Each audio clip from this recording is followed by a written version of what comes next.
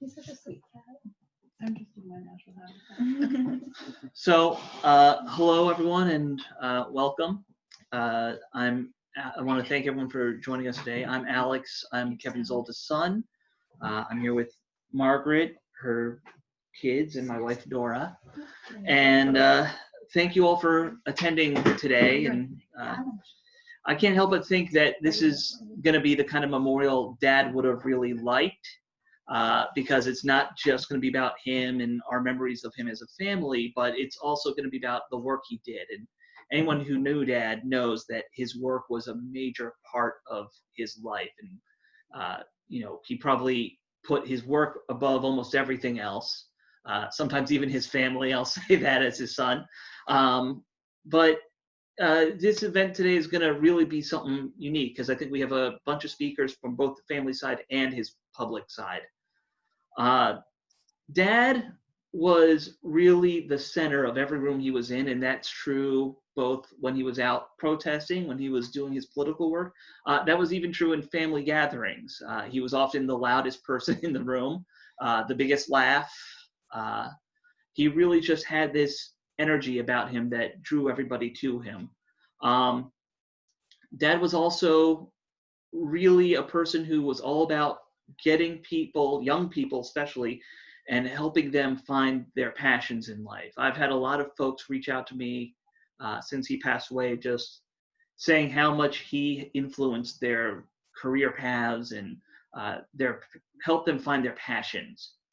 But I want to talk briefly about some stuff with my dad that people who knew him politically may not have known. He was a big cook. He loved to cook. He loved to garden. And he loved nature. Dad loved spending time with our family up in the Adirondack Mountains. That's where we all have a family house up there. And, grandparents, my dad, his sister, we all kind of joined up there every summer.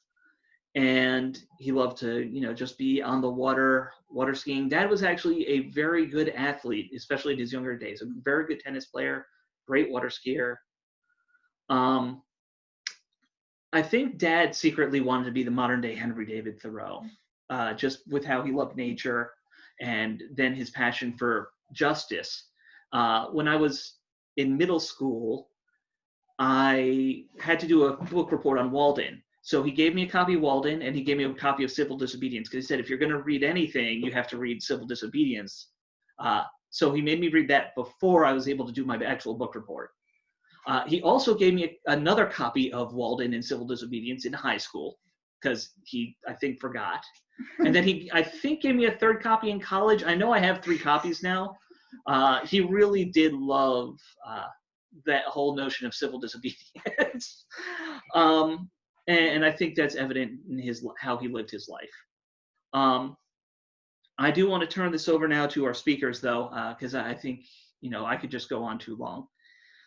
So we are actually going to start out, though, with a song from Patricio Zamorano.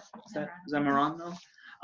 So with that, we're going to turn over the ability to speak to him, right? He should be able to do it. Okay, Patricio, you on?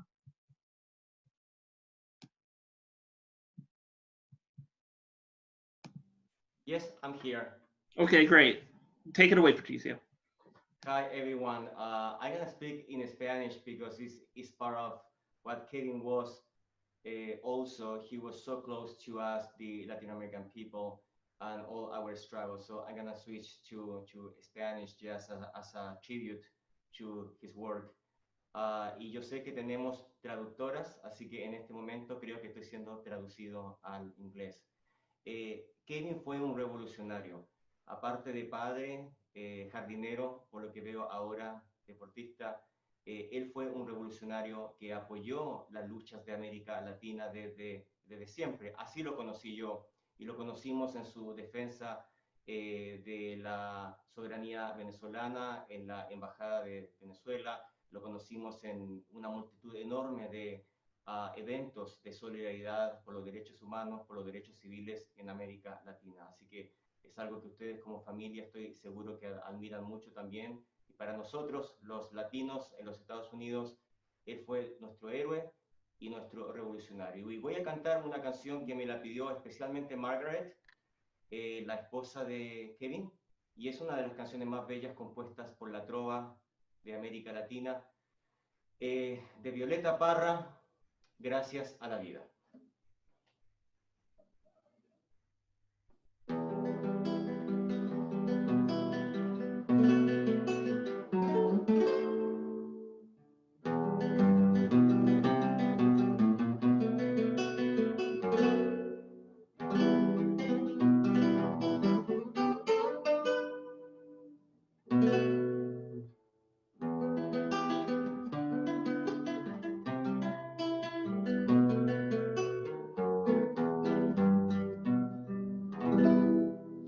Gracias a la vida que me ha dado tanto, me dio dos luceros que cuando los abro, perfecto distingo lo negro del blanco, y en el alto cielo su fondo estrellado, y en las multitudes la mujer que yo amo.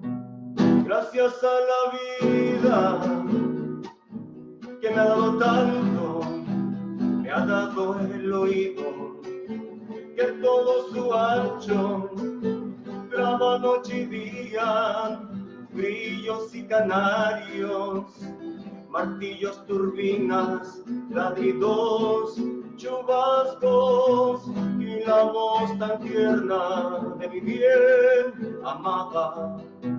Gracias a la vida que me ha dado tanto, me ha dado el sonido y el abecedario, con él las palabras que pienso y declaro. Madre, amigo, hermano y luz alumbrando la lucha del alma del que estoy amando. Gracias a la vida que me ha dado tanto, me ha dado la marcha de mis pies cansados, con ellos anduve ciudades y charcos, playas y desiertos, montañas y llanos, y la casa tuya, tu calle y tu patio. Gracias a la vida que me ha dado tanto, me dio el corazón que agita su marco cuando miro el fruto del cerebro humano, cuando miro al bueno tan lejos del malo, cuando miro el fondo de tus ojos claros. Gracias a la vida que me ha dado tanto, me ha dado la risa y me ha dado el llanto, así yo distingo dicha de quebrantos, los dos materiales que forman mi canto, y el canto de ustedes es el mismo canto, y el canto de todos es mi propio canto. Gracias a la vida, gracias a la vida, gracias a la vida, gracias a la vida.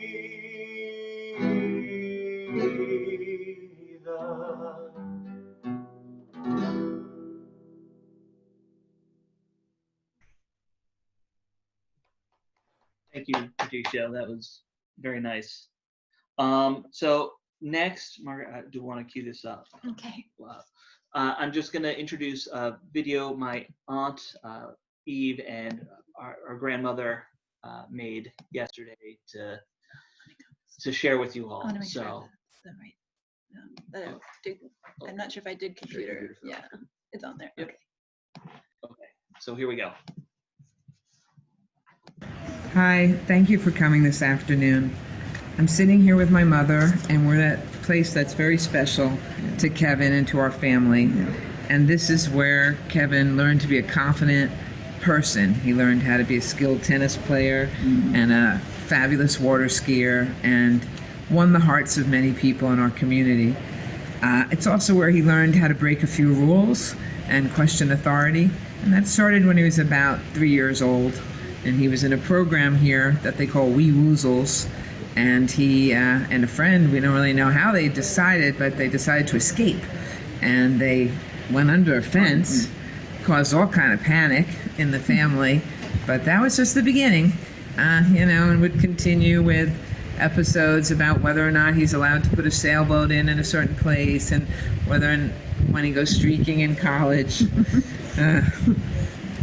A little bit of a rebel he was. He was. But anyway, Kevin tried very hard to help all kinds of people in his lifetime. Thank you all for your kind thoughts and prayers and comforting us all here very nicely. Let's as Kevin says, let's make this a better world. Thank you. Thank you all.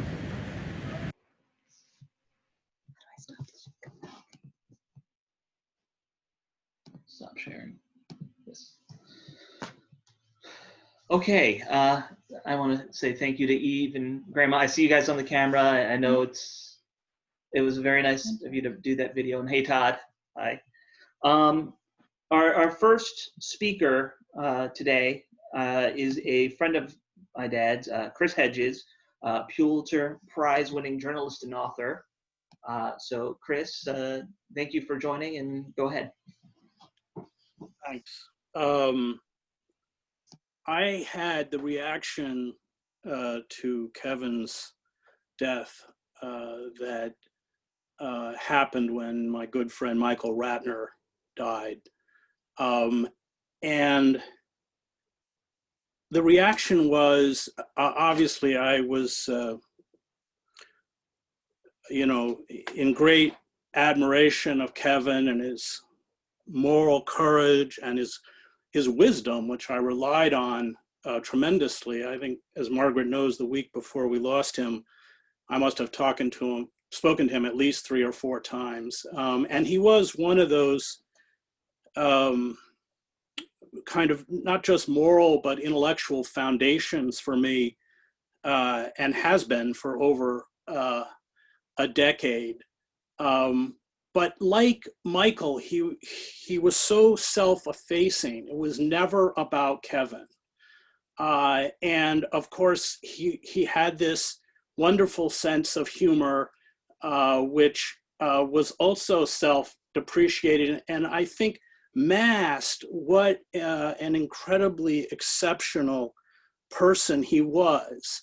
And so when I heard the news, it was the void of Kevin that suddenly magnified how important he was to me and how special and unique he was on so many levels. I spent 20 years overseas. When you spend that long overseas, especially in the developing world, watching the mechanics of empire, you never really fit in when you come back. There is a tremendous amount of infantilism within American society, and it infects the left as much as the right. And Kevin was one of those very rare figures who was an adult. He understood power. He understood how it worked. He was never fooled by it. And this has been true for over 2 or 3 decades. I mean, going all the way back to Ralph Nader's first campaign. And so there was a level of communication that I had with Kevin that frankly, I just have with very few people. Because the starting line for any conversation, the bar was already so high. I'm a writer. I'm not an activist. I mean, I participated. I was actually there on Margaret and Kevin's first date, although I was oblivious to the fact that it was the first date. She and I were arrested. I told her that Kevin was our lawyer. He had our cell phones and stuff. And I said, well, I know the fact that he was about to take you out was probably very good incentive to get both of us out of jail, which he did. And I want to say something a little bit about Margaret and Kevin. When I covered conflicts, I covered mostly war. The only sane people that I ever found in war zones who didn't succumb to the kind of nationalist cant, for instance, I covered the war in Yugoslavia, were always couples. And it was oftentimes in the homes of those couples that it was the only place that I felt that there was any, not just sanity, but security. And I reflected on that because these couples carried out amazing acts of courage to, for instance, Serb couples in a town to protect Muslims, or Muslim couples in a town to protect Serbs. And I think that what they had is what Margaret and Kevin had, was that kindred kind of, not just a deep love, but that kindred soul that allowed them to find a complete world among themselves and see in others a love that was like their own and act on that love. And I always felt that around Kevin and Margaret, which is why I'm going to miss him so much. Thank you very much for letting me speak. Thank you, Chris. Thank you. Thank you, Chris. Yeah, it was very nice of you to say. Our next speaker, Our next speaker is, he doesn't need much of an introduction. Ralph Nader. He's been a friend and mentor to my father for going back, 15, 16 years now. I remember the first time I met Ralph, he probably doesn't remember this. I was meeting my dad at his office, and Ralph just wandered in unassumingly. He was wearing very casual clothes, which you're not used to seeing him in. But Ralph and my dad have worked together on a lot of issues since his campaign. So Ralph, I'll just turn it over to you. And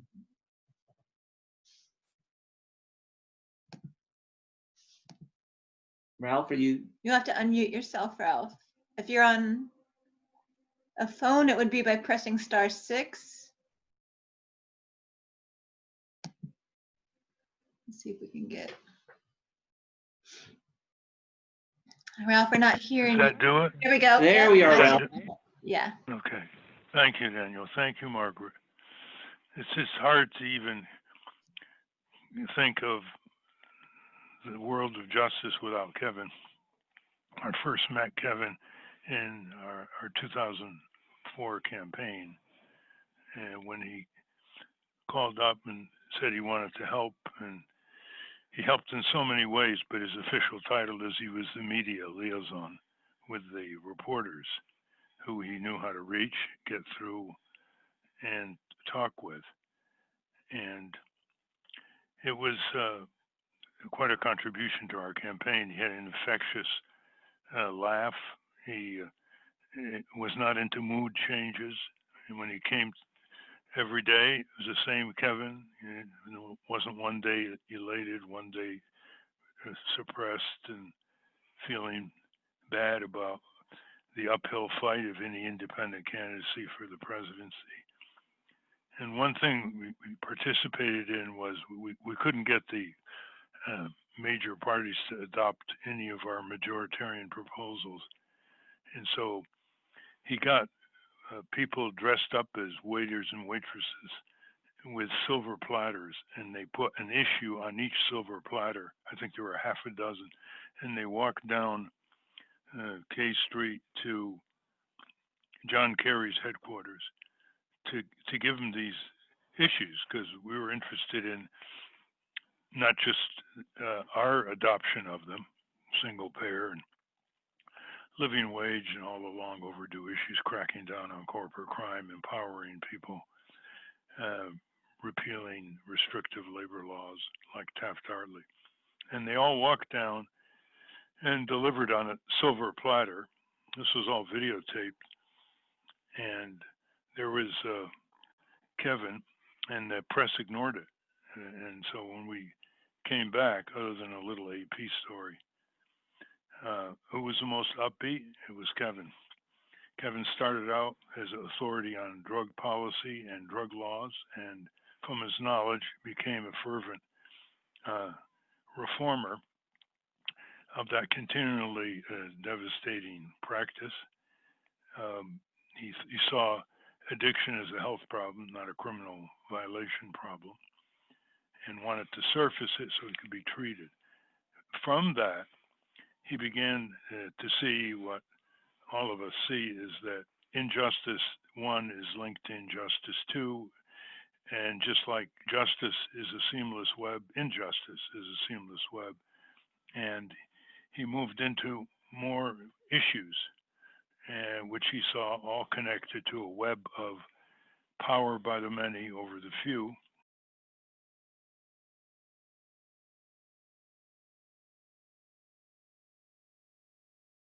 Oops, it seems like you muted by accident, Ralph. We just lost you. If you could press *6 again.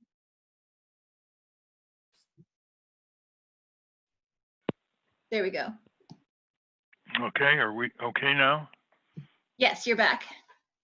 Okay. And he saw the connection between domestic and foreign policy. You know, empires devour themselves, and we're depleting our domestic responses to our necessities by blowing up countries around the world and boomeranging against our own legitimate interests. And he was into renewable energy and solar energy. He knew the importance of net neutrality.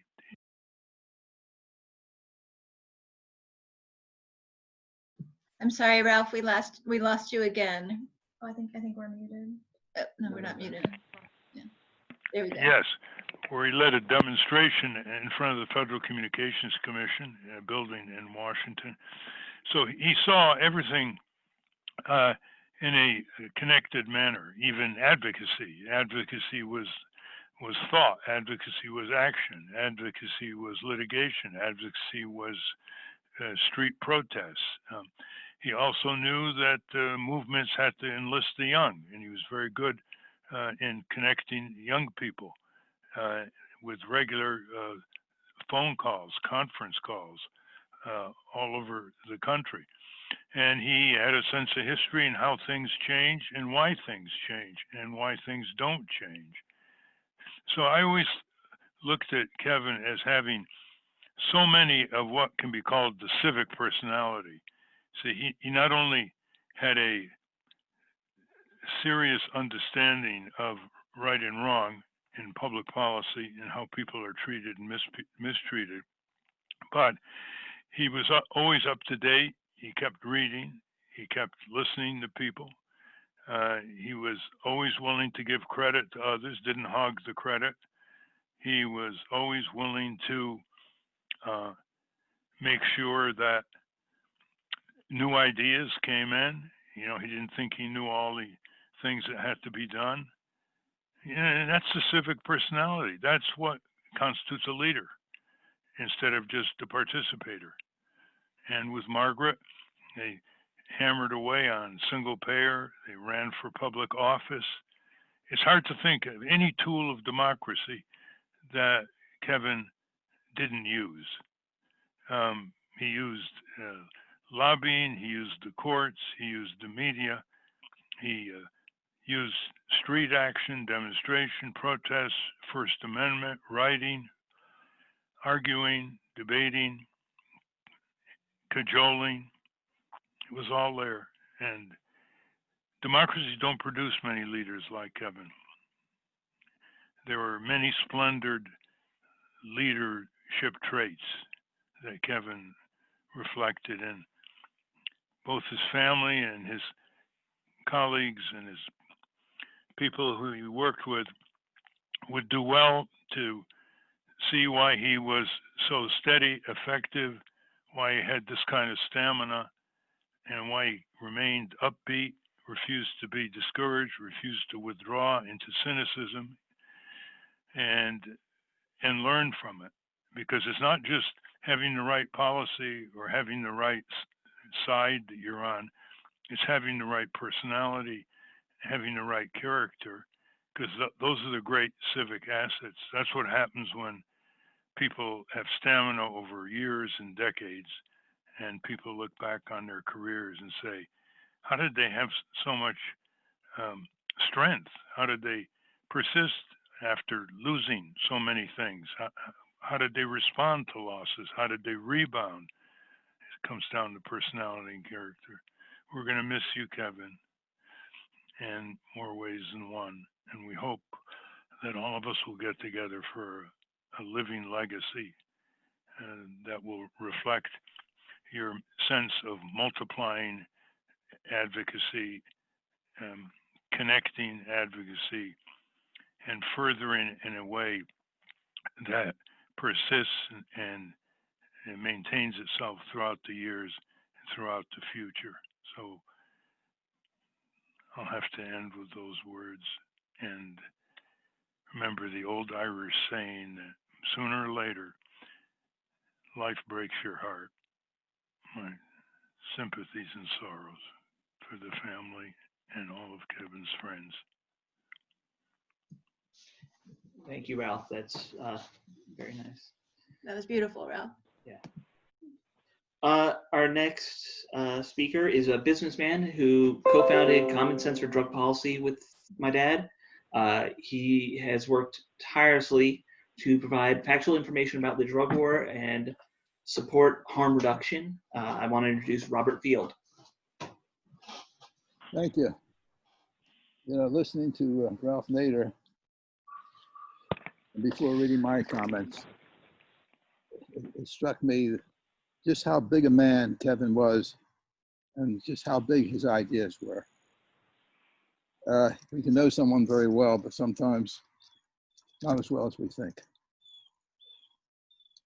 At the initial Alliance of Reform Organizations banquet, either in 1997 or 98, with about 80 members of existing and startup organizations present, Kevin explained that Arrow was not to have a leader or an agenda, but rather was solely meant to facilitate discussion within the drug policy reform movement. But then Mickey Norris piped up, "But Kevin, you are our king." Mickey spoke for all of us, then and now. I had the honor to co-found Common Sense for Drug Policy with Kevin.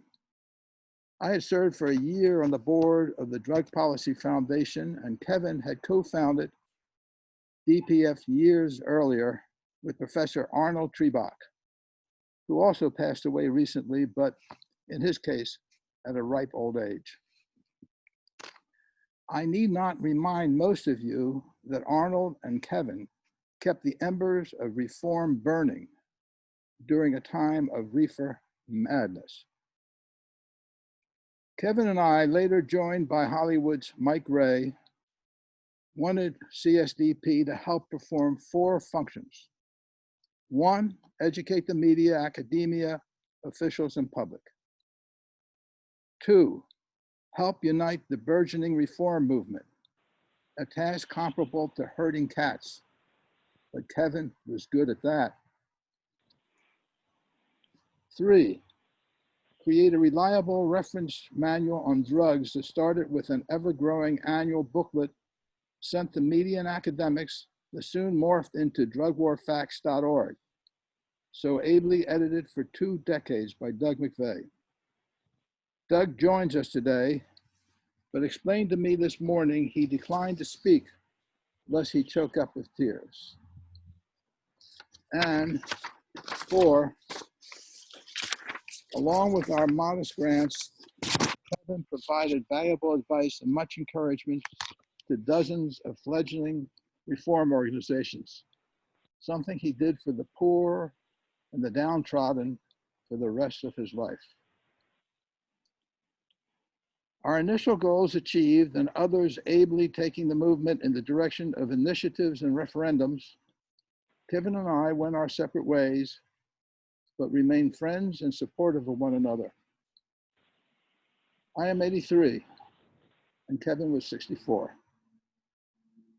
After Kevin's death, Margaret relayed a sad irony. Kevin had mentioned to her some time ago that I had asked him to speak at the memorial that likely would follow my death. We never know. Thank you. Thank you, Robert. Thank you. Our next speaker is the Venezuelan Vice Foreign Minister for North America and President of the new Simón Bolívar Institute, which was launched and dedicated to Kevin. Please welcome Carlos Ron. Hi, everyone.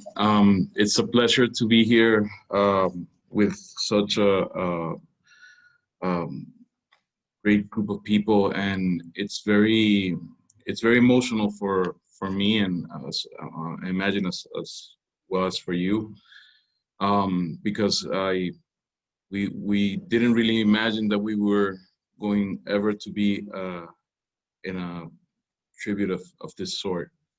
I met Kevin and Margaret when I was at the embassy in Washington, when I was a diplomat there. And I met them,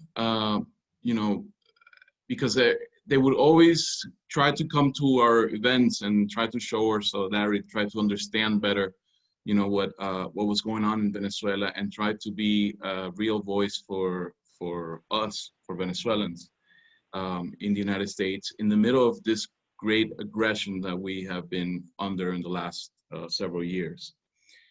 And I say this because I think Kevin was a true internationalist, and that is something that is difficult to find, not in this group of people that I see right now, because I see many great internationalists as well, but you know how difficult it is to struggle and to defend international law, to defend justice, to criticize and stand up against imperialism in the world we live in. And Kevin always had, the courage and the strength to do so, and he did it, parting from a feeling of deep solidarity, of deep understanding, but not a strong feeling of empathy with the people. Sometimes we see people approaching international issues with a paternalistic view, or with a sense that we are the ones going to tell you how to do things. We're the ones that are going to save you. And that is completely the opposite of what Kevin was, because Kevin was truly a man who knew the meaning of dignity, of people's dignity. And when Kevin and several of you decided to stand up for Venezuela's dignity in the embassy and defend it, it was something that moved not only myself as a person, but it moved millions of people here in Venezuela. Today, I don't speak to you only as Carlos.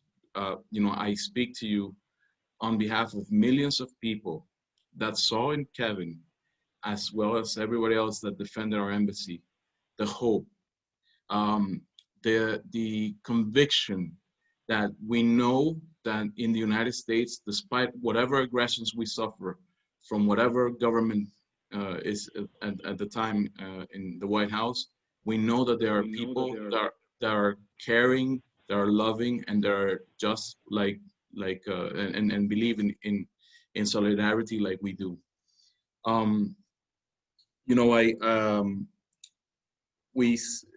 When I found out the news, we were about to launch our institute, which is precisely the Simón Bolívar Institute for Peace and Solidarity Among Peoples.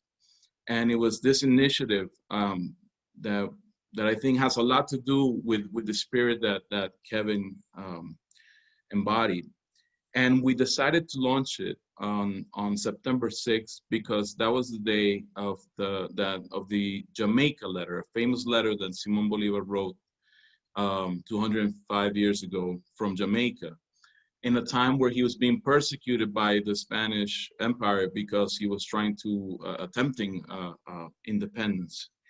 And I shared something in that day about the letter, and I wanted to read it again, and just because I know, Margaret, you weren't there, but I wanted to share this with you in particular, and with the rest of the family.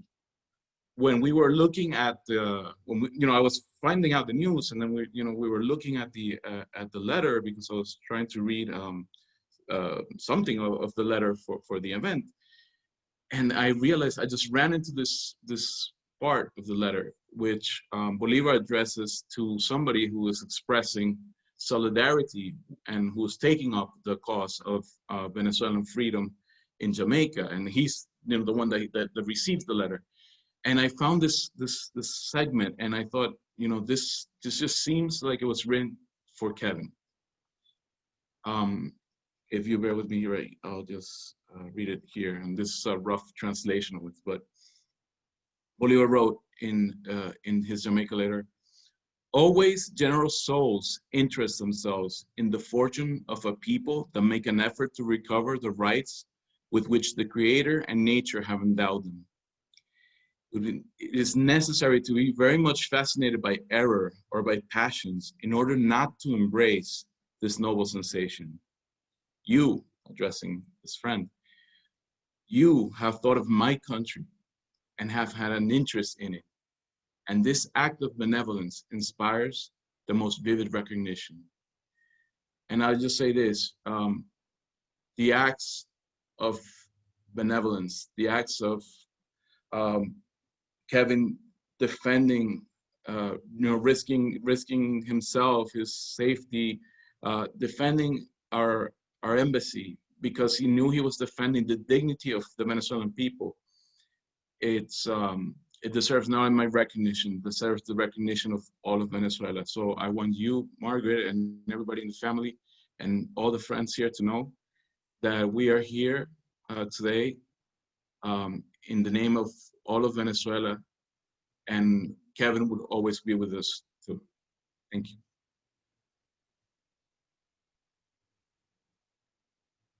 Thank you, Carlos. Our next speaker is Ajami Baraka. He's a human rights defender who founded the Black Alliance for Peace, and he was a friend of my dad's. Thank you so much. It is such an honor that the family and Margaret allowed me to be part of this very important memorial celebration for one of my great friends, Kevin Zeese.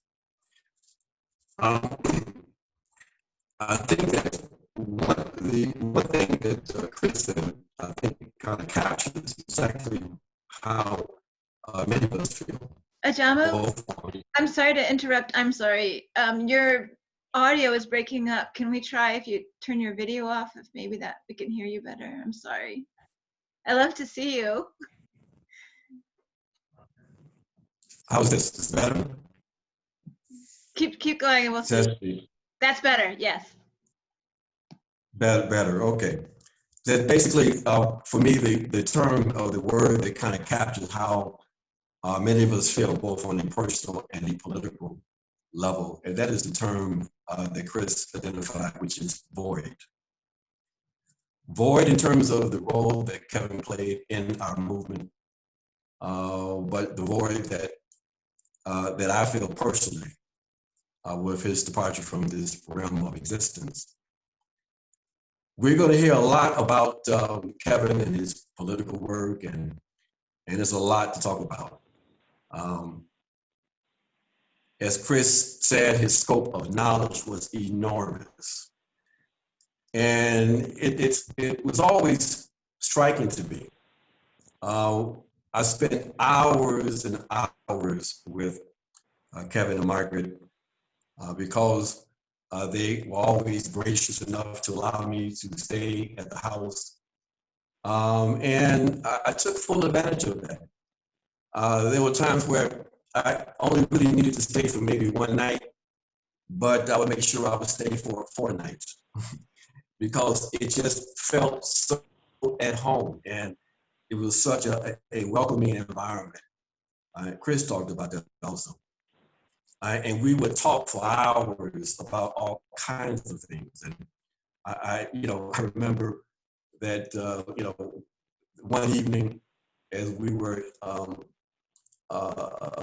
Kevin and Margaret and others were indulging some of Kevin's important and profound non-recreational research in the field that he's famous for.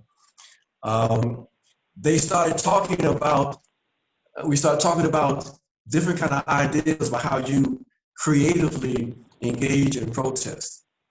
And I remember thinking, these folks are kind of crazy. I mean, but the level of creativity, I mean, it was absolutely mind-boggling. But that was Kevin, and that is Margaret, and it's so hard to separate the two because you really can't.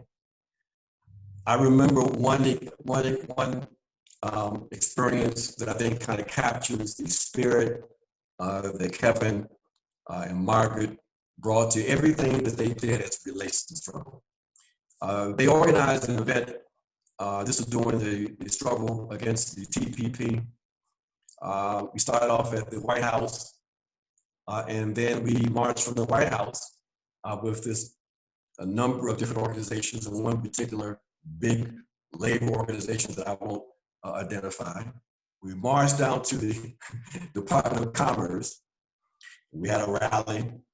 And I normally, after the rally, everybody kind of leaves. Oh no, but not for Margaret and Kevin. That wasn't enough. Kevin explained to us that the Department of Commerce, the lobby area was in fact a public area, and that they should not have closed the doors to that department. So him and Margaret proceeded over to the door and began to bang on the door saying, "Let us in." Of course, I had to join next to him, and we had about six or seven of us banging on the door, "Let us in."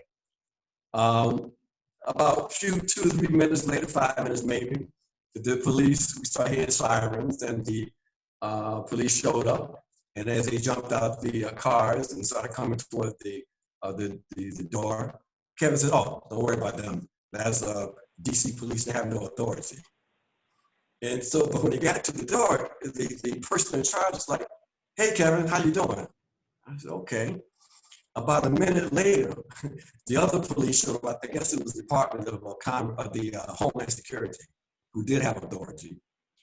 They show up, and the person in charge comes up and, "Hi, Kevin. Hi, Margaret." I'm thinking to myself, they know all the cops here in DC? I mean, what is but what was really funny to me was, at that moment, the head of this big labor organization, he said to the cops, "Well, we're not with them." We're like, "What?" So basically, he separated himself from us as we would beat on that door, and him and his people, they ended up leaving. Well, we weren't going to jail that day, but of course, when you hang out with Kevin and Margaret, you got to be prepared for everything. And we left, and we did the thing that we always tend to do. There's so much fun after that. We went and had a fantastic meal. And as we all know who know and love Kevin, Kevin enjoyed his food. And we had, whenever we had activities, we always capped those activities off with a nice meal, including the feast that we used to have at our favorite place, which was Ethiopian food. And we would order so much food, people would look at us like we were like crazy or something, and we would eat all of it. So, these are the kinds of memories that I have with Kevin, with Margaret, memories of getting up in the morning and going downstairs and having the coffee, and remembering how Margaret used to get up and go and get the croissants and the donuts because she knew I liked those. But I remember that after a few times, Kevin started to volunteer to get up in the morning and go get the donuts. I'm thinking, what's going on with that? So one morning I came downstairs and he was in the kitchen, just gotten back. I looked inside the box and I saw that he had gotten 2 of my favorite croissants stuffed with the chocolate. I said, cool. I went upstairs and changed clothes and came back and got my coffee and went to get my croissants.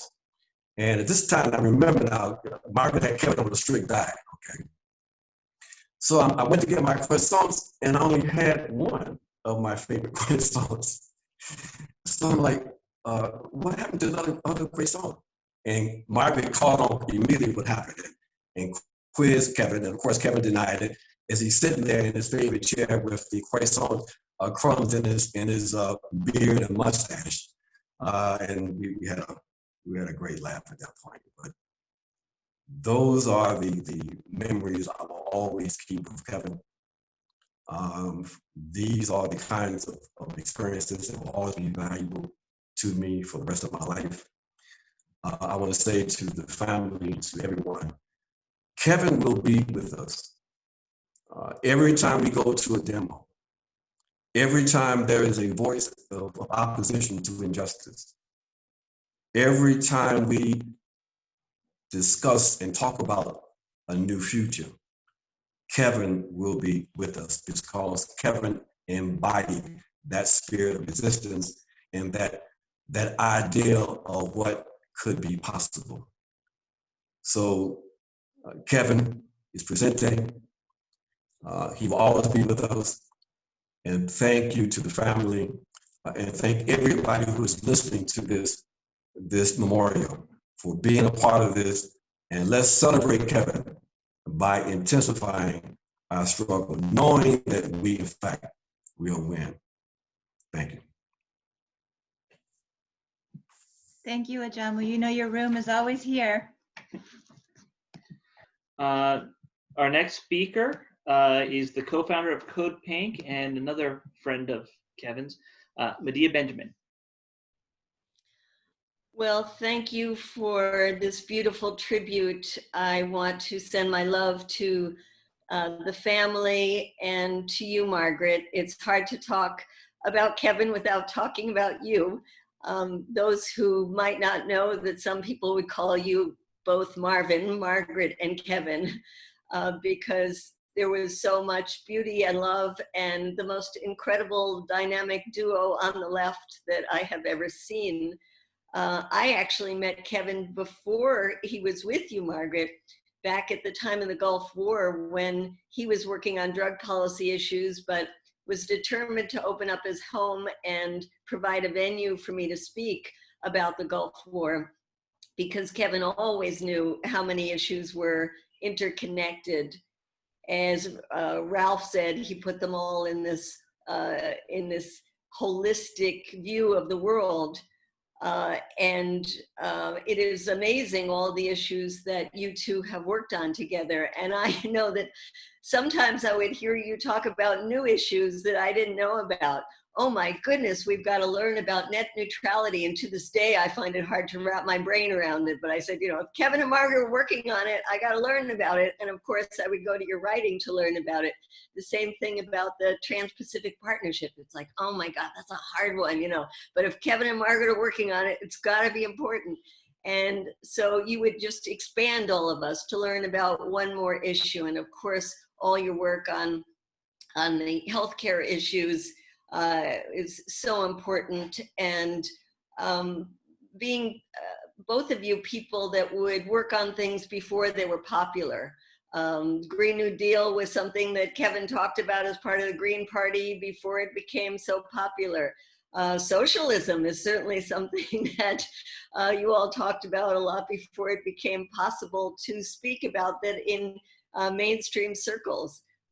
Unfortunately, we're not at the point where we can speak in mainstream circles about imperialism, but certainly that is something that Kevin knew so deeply and understood so deeply. And Carlos, when you talked about him as an internationalist, I think that's so important to bring out, because there aren't a lot of people that can be so deeply involved in so many domestic issues, but find the time and the space to be so deeply involved in these international issues. And I always thought I was a person with a lot of energy until I met Kevin and Margaret, because you were just unbelievable. I mean, I remember with the Stop the War machine, right before the Occupy movement even started, and building up this incredible Occupy movement in Freedom Plaza.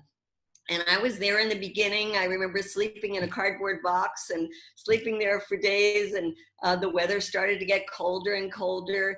And the internal dynamics started to get more and more difficult. And at some point, many of us said, okay, it's enough. And no, Kevin and Margaret stayed. We're going to keep on working on this, keep on working on this. And that was certainly the same sentiment in the Venezuelan embassy. Where Kevin and Margaret and I were the first ones there, and then opened it up to this beautiful space where people would come every night for a different action, a different educational event. And it went on, and then it got more so difficult when the right-wing Venezuelans came. And I was actually, I think, pretty happy that I had to go to Colombia. And when I came back, the embassy, we couldn't get back inside. So I didn't have to make the kind of decisions that the rest of you inside had to make. But Kevin and Margaret were like, we are not leaving. And when so many others said, I think we've made our point, I think we can go now.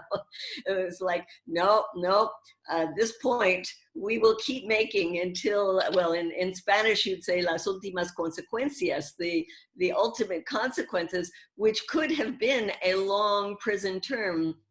And you were, along with David Paul and Adrian Pine, determined to take that risk, and it was just quite remarkable. And using it as an opportunity to travel around the country and in places around the world to keep educating people.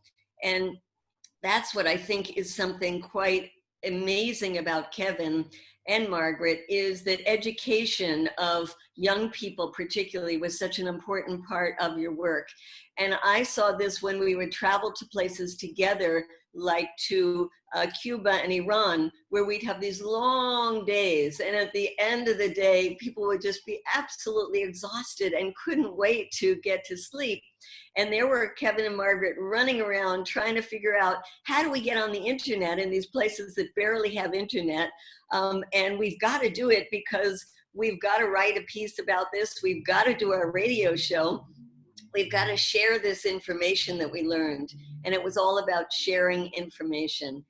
And that's why I'm so delighted that you all as the family have created this fund in Kevin's name to help to bring up new generations of people like Kevin. There will never be another Kevin Zeese, but we can all aspire to be like Kevin, and certainly we can help to educate the next generation to be like Kevin. So thank you, and much, much love to you, Margaret, to the family, and everybody who is on here and just reading the testimonies that are coming in of people saying, Kevin changed my life, Kevin changed my life, is such a beautiful tribute to such a beautiful man. Thank you. Thank you. Thank you. Next speaker we have is Brian Becker, the head of the Answer Coalition.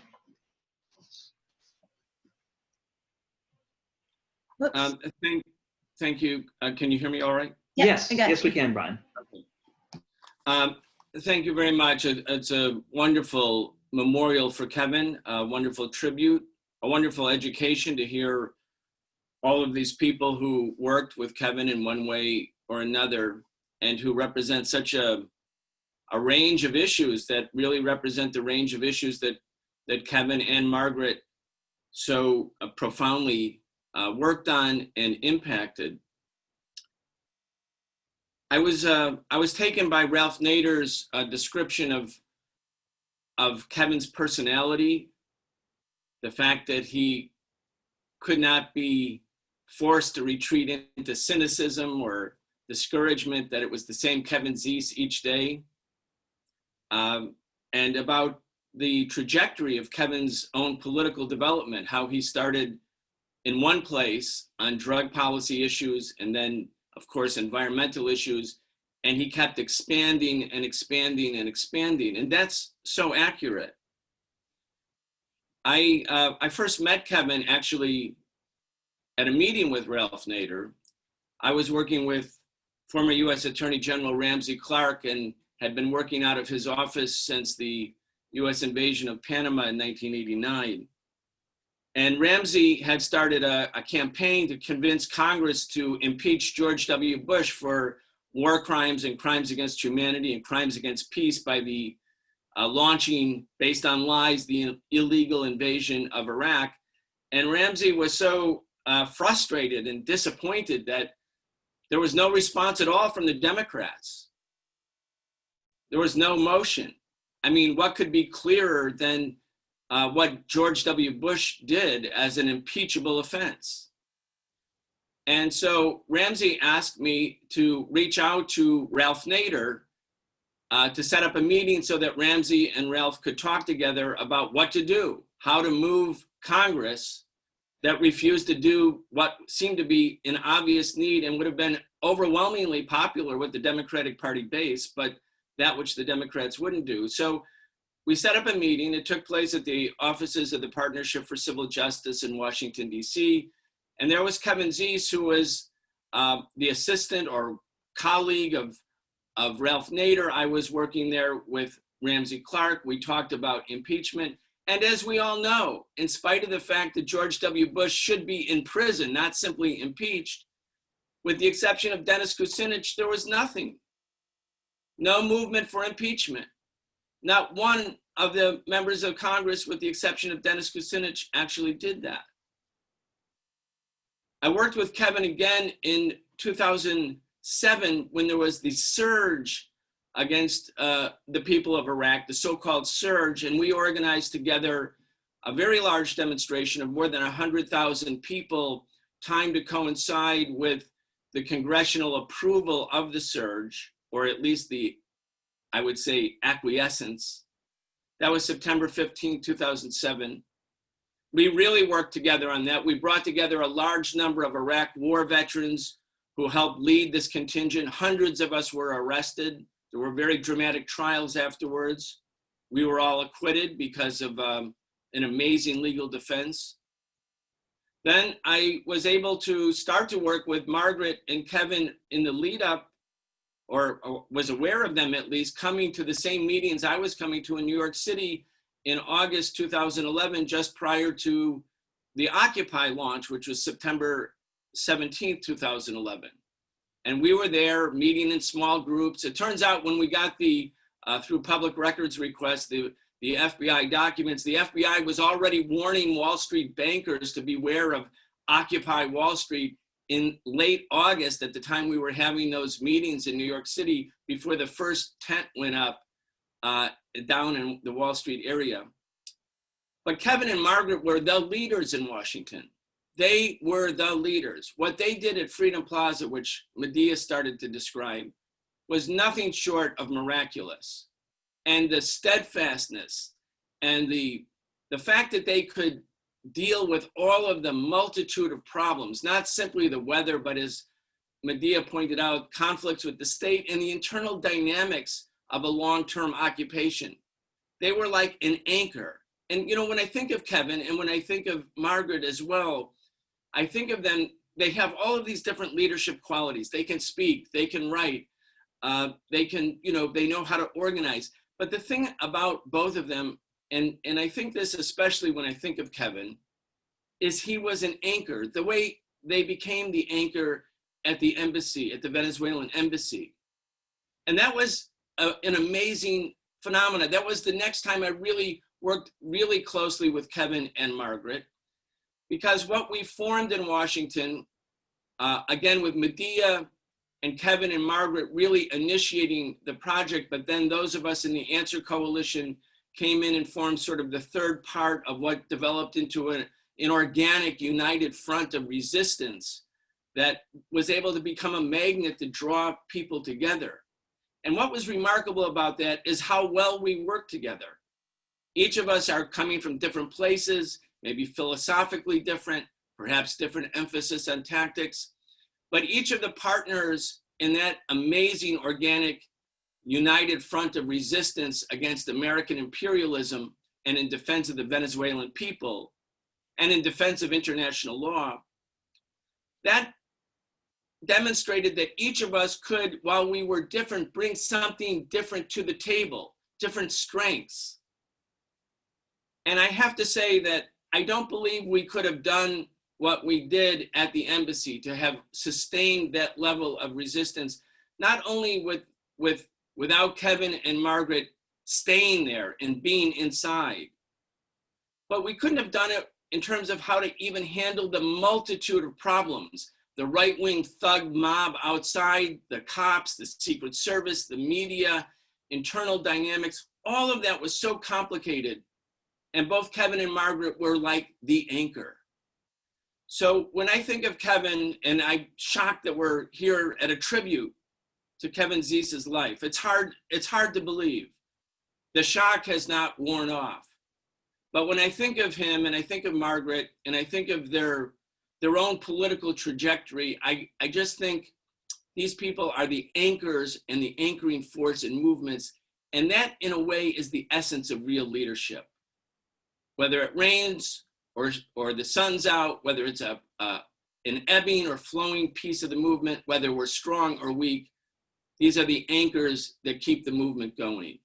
So I want to thank Margaret. I want to thank Kevin's children, of course, his whole family for organizing this event. And it's a real privilege to be able to be with all of you and to hear these remarkable stories about the life of Kevin Zeese. Thank you. Thank you, Brian. Thank you. Oh, yeah. Come Oh, Kimon. Okay. So the next speaker is Kimon Freeman. He was the co-founder of We Act Radio. He's an organizer, a writer, and a performer. And so, Kimon, the floor is yours. Looks like what drives me crazy don't have no effect on you, but I'm going to keep on at it till it drives you crazy too. Langston Hughes. It's been said that in a world of insanity, it's the strong that goes crazy. It is the weak that pretends that there is nothing wrong. Kevin Zeese was crazy strong. First, let me start by saying all power to the people. KZ, as I like to call him, said that. I'd like to start by saying how much of an honor it is to be joined here today with all of you distinguished people to pay our respects to a man in a space where God is not welcome. That's right. As his dedicated life partner, Dr. Margaret Flowers would say, there's no God in this house. Let the church say amen. Amen. Ashe. KZ said that God is the adult Santa Claus. He asked me one time while we were smoking weed together, why are Black people so religious? I told him because they needed a warm, fuzzy blanket to get through the winter in America. But where is God when there's no healthcare plan, no infrastructure plan, no plan to deal with the pandemic, no plan to deal with the climate crisis, no plan to deal with structural racism, no plan to deal with economic injustice, and no plan to deal with the housing crisis or canceling rent? But we can always pay to pray. But KZ had a plan. He shared it brilliantly and passionately with the Pulitzer Prize winning journalist Chris Hedges, who I'm also deeply honored to appear here with today, on his show On Contact, that I urge everyone to please check out the tribute video we produced based around that interview, because KZ left us a blueprint. George Orwell said, in times of universal deceit, telling the truth is a revolutionary act. KZ was indeed a revolutionary. Just listen to a small sample of working titles of projects he and Dr. Margaret Flowers were involved with. Shift the power, democratize the economy, it's our economy, build power and resistance, occupy DC, democratize the media, popular resistance, and of course, clearing the fog, forces of greed, radio show. I had the good fortune to sit in the studio with these well-informed people while they recorded every Monday at 11 a.m. on We Act Radio for a number of years. But my relationship with KZ goes much further back than that. He was my mentor of 20 years. Without his presence in my life, there would be no We Act Radio. I met KZ at a meeting where he was speaking on drug reform. He blew me away immediately. At the time, I was organizing a community awareness event called the Black Love Festival. So I went up to him afterwards and asked him would he like to be the first white man to speak at the Black Love Festival. He accepted the invitation. He showed up, and the only white people there were him and the police. At the time, the festival was the largest AIDS mobilization in DC, when the AIDS infection rate was 12 times the national average simply because of congressional tyranny over the budget of DC. It was September 2001, and the festival was the first event after a 9/11 5 days later. Able to still draw a crowd, KZ said, "You got something there." He offered to write me proposals to apply for grants and asked for my email address. I told him I didn't even have a computer. He immediately offered me free use of his home office on Harvard Street and gave me a key. I learned so much in that house that I like to say that I went to Harvard. He hosted so many influential people there and invited me to everything. I loved how immediately after a congressman or congresswoman left, he would break out the weed and say, "Let's smoke." Unfortunately, we never got any of the grants we applied for, and it had nothing to do with the weed. So KZ, head of Common Sense for Drug Policy at the time, sponsored me to attend a national conference, People of Color and the War on Drugs. I traveled to cities all over the country. He even allowed me to host my own events in his house. And once when he traveled abroad for an extended time, he asked me would I house sit for him. I was like, "You mean live in the house with the granite kitchen top and the pool table for free?" Yeah, I can do that. He was always that generous with me.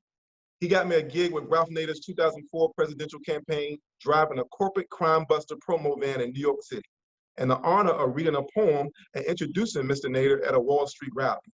I remember when he ran for the Maryland Senate. It was one of the few times that a third-party candidate was allowed into the debates. But it was not an act of charity or progress. It was simply Michael Steele's fruitless strategy to split the support for Ben Carson. I believe KZ won all those debates. But when the Washington Post covered the debates, they only showed a picture of the Republican and Democratic candidate with 5 arms. Refusing to be cropped out, he managed to get his arm in to photobomb the corporate omission. He camped out at the FCC during his attacks on net neutrality.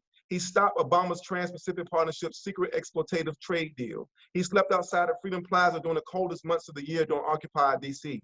When he was facing federal charges for defending the Venezuelan embassy from the US government, some idiot took his picture in the courtroom, which apparently was a federal offense, and when he saw it, he asked me, "If you knew who took the pic, could you send me make sure I get a copy?" He taught me so much through his actions that it inspired me to take more action. So when we launched We Act Radio, he was the first person I called. When I wrote a screenplay on John Brown and Langston Hughes' family connection to the famed abolitionist, he was the first person I called to read for John Brown on stage. I see in the near future a crisis approaching that.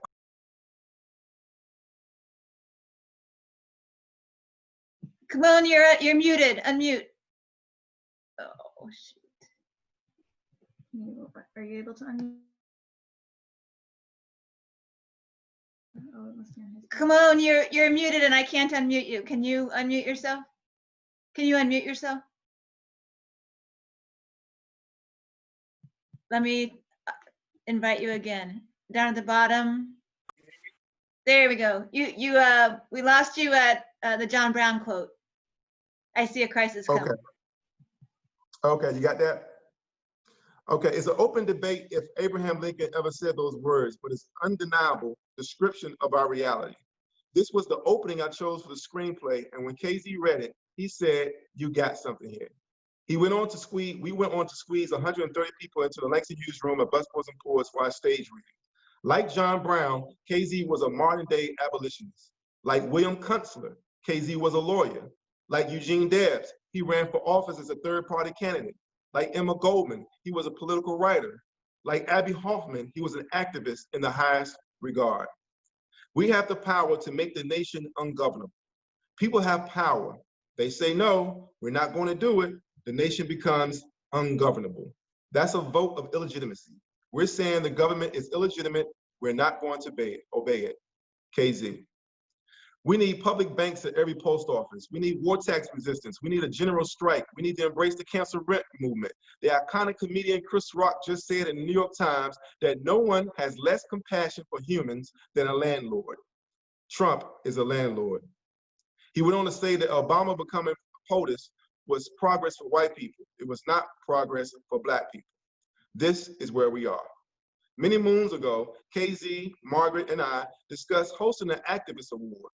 Each year on Human Rights Day, December 10th, We should honor courageous people or organizations who work for peace and justice with a People's Movement Award. The name of the award was inspired by Howard Zinn, who wrote that his book, A People's History of the United States, is a history disrespectful of governments and respectful of people's movements of resistance.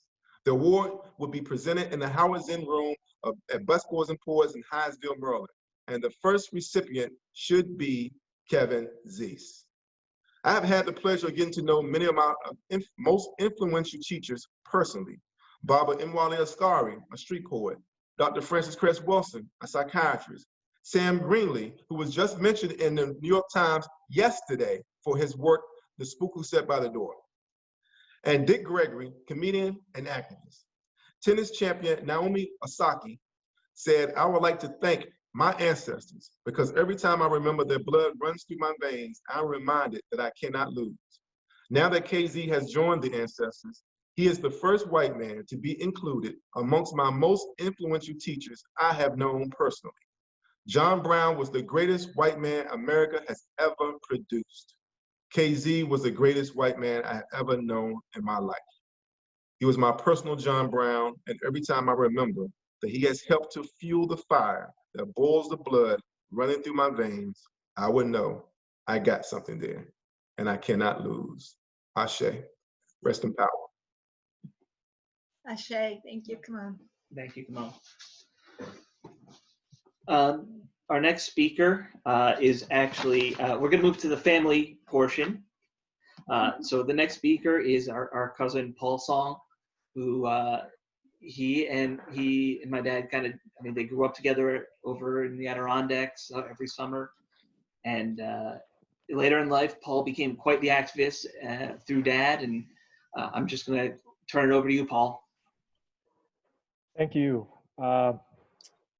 It's really with sadness that I'm here, and I wish I was with you all, with Kevin up at the Hill right now. But I did want to share my sort of life with Kevin. But it really starts back in 1951 when my mom arrived in New York City as a 19-year-old refugee during the Korean War. She was fortunate enough to be granted a scholarship to Adelphi College. And it was during this time here that she met a remarkable woman named Evelyn Zeese and her husband, Alfred. They, along with their son, Charles, would essentially adopt my mom into their family as one of their own. And when my parents married in 1959, it was Alfred Zeese who walked my mother down the aisle because her own parents could not come from Korea. And the ring bearer at my parents' wedding was an adorable young boy. His name was Kevin Zeese. 6 years later, I arrived, and it's safe to say that I've known Kevin my entire life.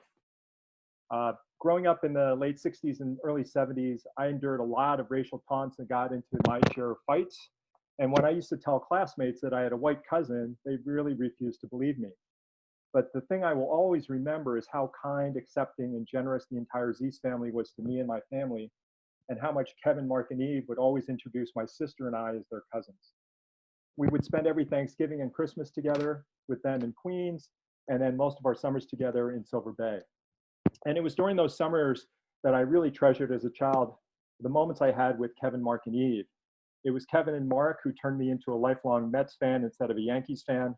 And when Kevin was 10 years older than me, he always took time to talk to me and never once made me feel like a little pest. One funny memory that I really have of all the times I've spent with the Zeese family is one Thanksgiving when we were all together in Queens, when Kevin offered my straight-laced parents a joint. I was in junior high school and my parents forbid me from trying. And while my father was somewhat appalled, my mother took one toke and said she didn't know what the big deal was. Ironically, many years later, when my own father was dying of cancer, it was medicinal marijuana that gave him the greatest benefit. And I think he regretted being so judgmental about cannabis. As we got older, we kind of went our different ways for a while. I navigated through junior high and Kevin was off to law school. I went on to college and medical school and was really not able to get back up to Silver Bay for many, many years. But it was after I began to practice medicine and became very disillusioned with how immoral and unjust our healthcare system is that Kevin and I really began to reconnect. And we moved just beyond being cousins. Seeing many of my own patients go bankrupt strictly because they got cancer made me convinced that Medicare for all was the only answer. And as I became more personally outspoken and politically active, I was invited to debate Ron Paul on Larry King Live in the run-up to the Affordable Care Act. And while I had read many of the Cato letters in college and was pretty well versed in libertarian ideology, I reached out to Kevin before I went on the show to get his thoughts beforehand. And Kevin told me that libertarians always like to make things about freedom, and that I needed to point out that real freedom was not being stuck in a job that you hated solely because the health insurance it provided. And I proceeded to use this argument against Ron Paul, and he was really caught off guard. We stayed connected after this, and my progressive activism moved beyond healthcare. And what really struck me was how Kevin was always ahead of his time on so many issues that I've come to deeply care about. Kevin recognized the war on drugs and resultant mass incarceration as an absolute failure decades before this became fashionable. He railed against our government's hawkish policies from both parties, and he constantly pointed out that in reality, there were no Democrats or Republicans, just corporatists. As I became more involved in the Medicare for All fight, I soon learned of this incredible activist doctor named Margaret Flowers, who I saw give an impassioned interview to Bill Moyers and was a leading voice for single payer instead of the Obamacare we all got. She and another personal hero of mine, Dr. Carol Parrish, were even arrested during a Max Baucus hearing. So you can only imagine how happy I was when I met Margaret at a Physicians for National Health Program annual meeting in Washington, D.C., only to find out that she and Kevin were dating. It was like someone telling me that my sister was marrying Bruce Springsteen. So while Kevin and Margaret both inspired so many people on their own, as a couple, they took this to a whole new level. I believe they were brought together to become a tireless engine that kept so many of the causes we believe in going. And while Kevin was rightfully and fiercely critical of much of our government and societal inequalities, he was also one of the most positive and encouraging people I've ever known. He was always there for me and countless others to provide advice and support, and he mentored and inspired a whole new generation of activists as well. And he did this with the greatest sense of humility. Now, some of you may know that a few years ago, I got myself into a difficult situation.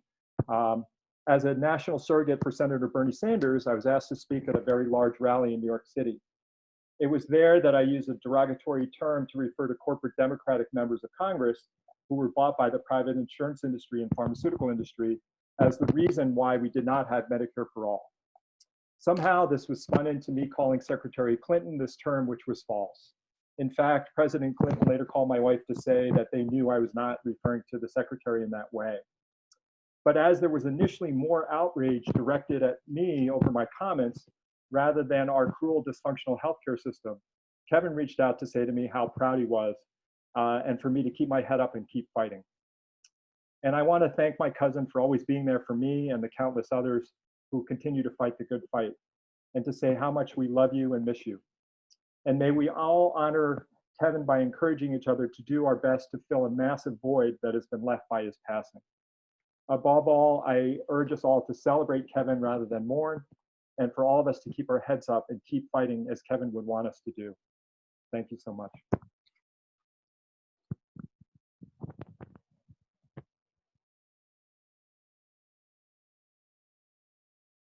Thank you, Paul. Thank you, Paul. So we are going to want to open this up to, Daniel's going to speak next, my brother, but we want to open this up to any other members of our family. If you wanted to say something, if you want to just, do they just hit the raise hand button or? Yeah. Any members of the family who want to say something, if you want to raise your hand as an attendee, we'll get to you. But first, let's go to Daniel, because I know he wanted to say a few words. Wow, I mean, I want to start with a terrible joke, which is that it's 4:21. And if that intro that you just gave, Alex, wasn't so long, I would have started at 4:20. Thank you, everyone, for being here. This is like so strange and surreal to be addressing this group. And I didn't want to plan too much to say in advance, because I kind of wanted to be present and hear what people were saying and thinking. And it's really just been an honor to hear everyone's thoughts who's spoken so far. And when I was watching everyone's name pop up when the now 715 participants showed up, a name jumped out at me, Diane Formbacher, who I hope is still on, and it just kind of gave me a peace of mind that I've been kind of struggling the past few days and trying to find a memory of my own, and just of me and my father. And it's been really hard because so many amazing people were always present. And that's just, I think, what he brought to this, to all of our lives, is these new people kind of always coming in and out, and these connections. And how I think of it is, you know, I was always at the dinner table with my father, and there was always someone else there, and the conversation was always new. I remember even falling asleep once at the dining room table when it was him and Ralph Nader, which is something that I totally regret now. So yeah, I just wanted to take a moment and thank everyone for being here. It's been a weird few weeks, few years, few months, few days. And I keep reminding myself how impossible it is to kind of process traumatic situations while you're in a traumatic situation. And I think it's just worth being aware of that.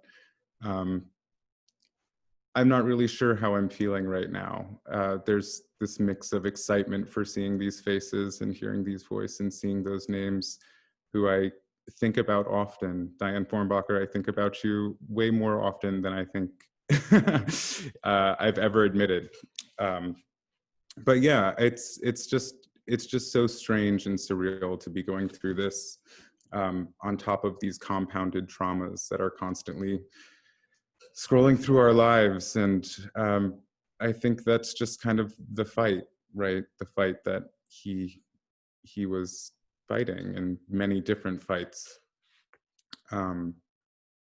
So yeah, I'm not really sure where to go from there. So I guess for a lack of having a conclusion, I think the strangest thing about the past few days has been how much I've learned about my father, kind of through people reaching out with anecdotes and meaningful interactions and mundane interactions. And it's just been amazing to feel like I'm strengthening my relationship with my father through everyone who's reaching out. And so on behalf of me and the rest of the family, thank you to everyone who has contacted us. And it's just unreal to be doing this right now. And it's so strange to not be doing this in person and to have a moment with each one of you. But thank you.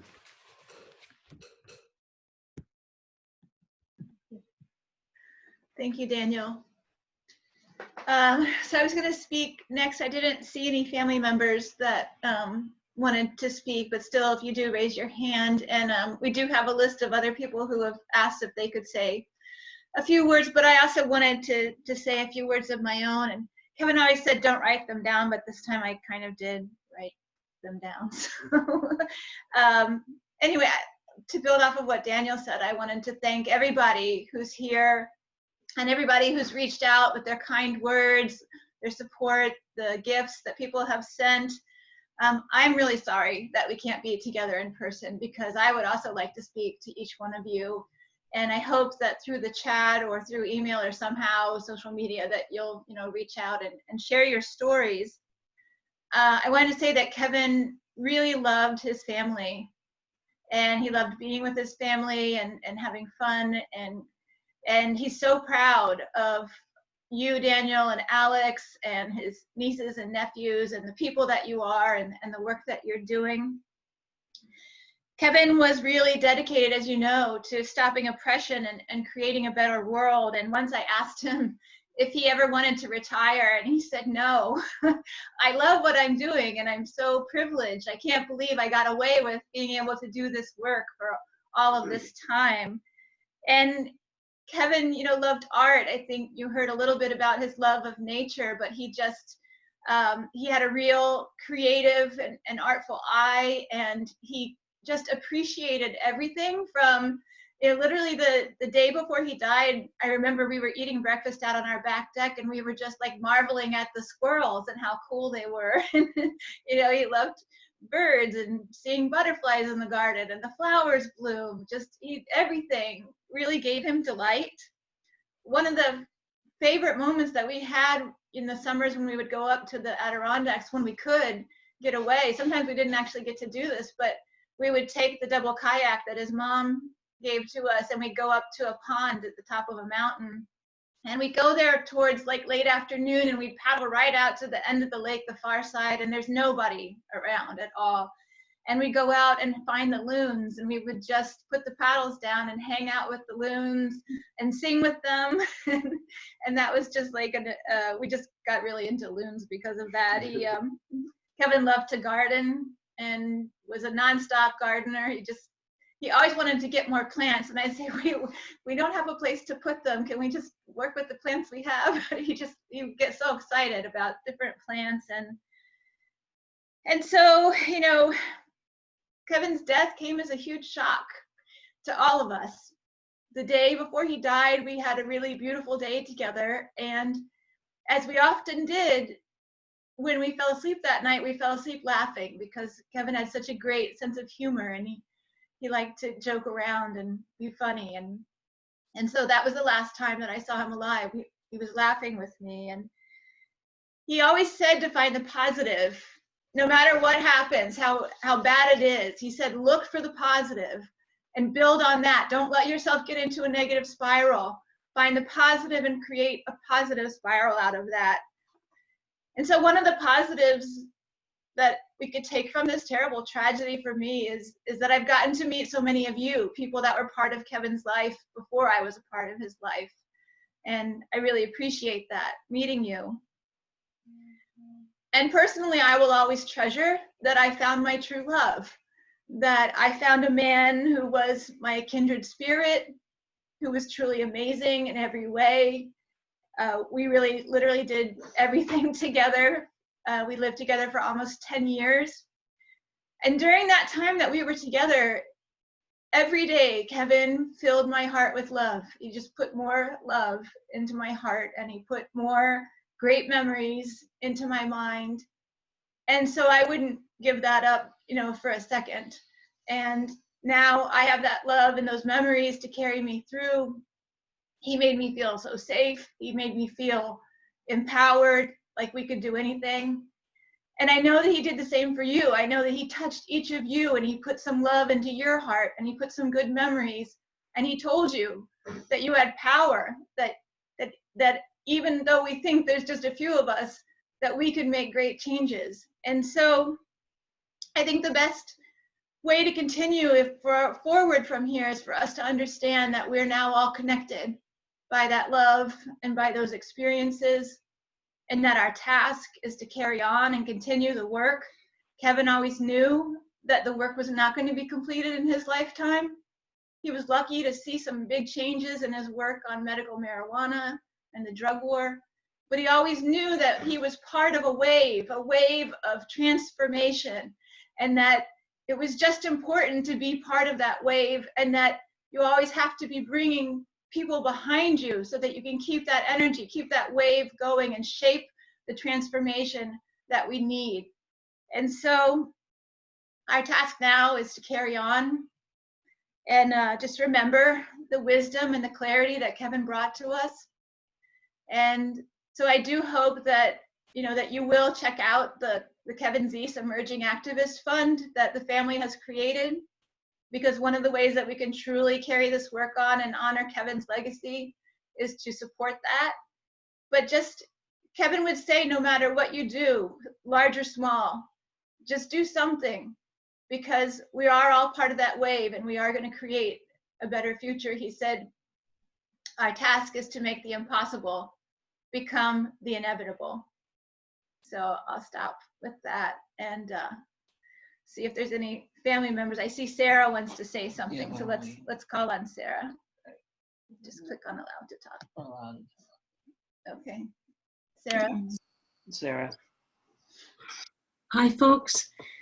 After those beautiful words, I almost feel I shouldn't speak. Margaret, we so look forward to working with you. And listening to one thing crossed my mind and what I wanted to pick up on. something that Ralph Nader spoke of in his testimony was the ability of Kevin to bring together all kinds of people for constructive purpose.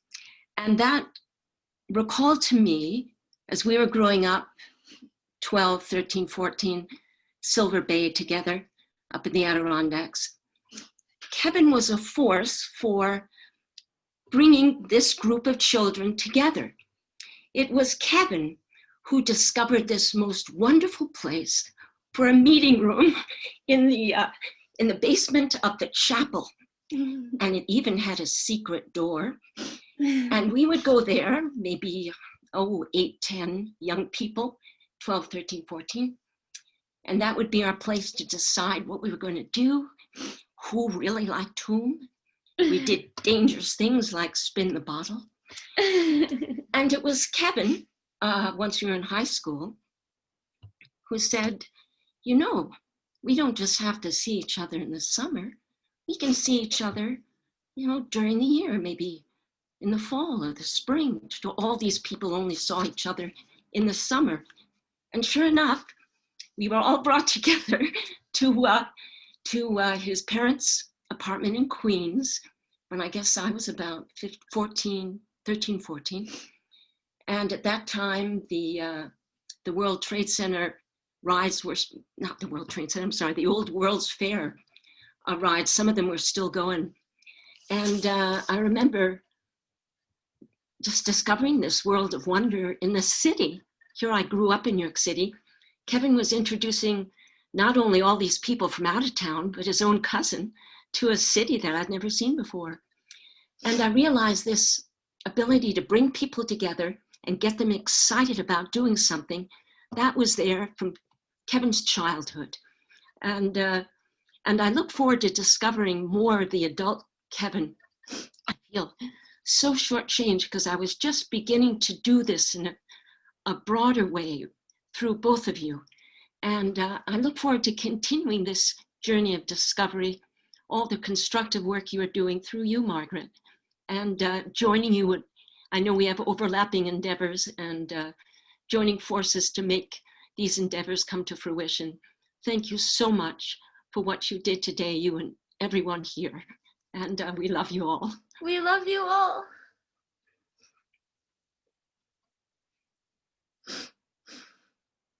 And that was my daughter, Aya. We were trying to unmute there. Hi, Aya. Hey. We said we love you too. We love you too. Yes. All right, I'm going to put them on mute. Do you want to go? Well, so I have a list of folks that reached out that wanted to say something, and so I wanted to call on you first. And so let me go to the attendees list, and there's a search function. So first I wanted to reach out to Diane Fornbacher, but she's not coming up. Maybe just Diane? Let's try Diane. I was worried there might be more than one Diane. Here we go. I see you. Okay. So Diane, I'm going to unmute you and you can speak. You might need to. Yep, there you go.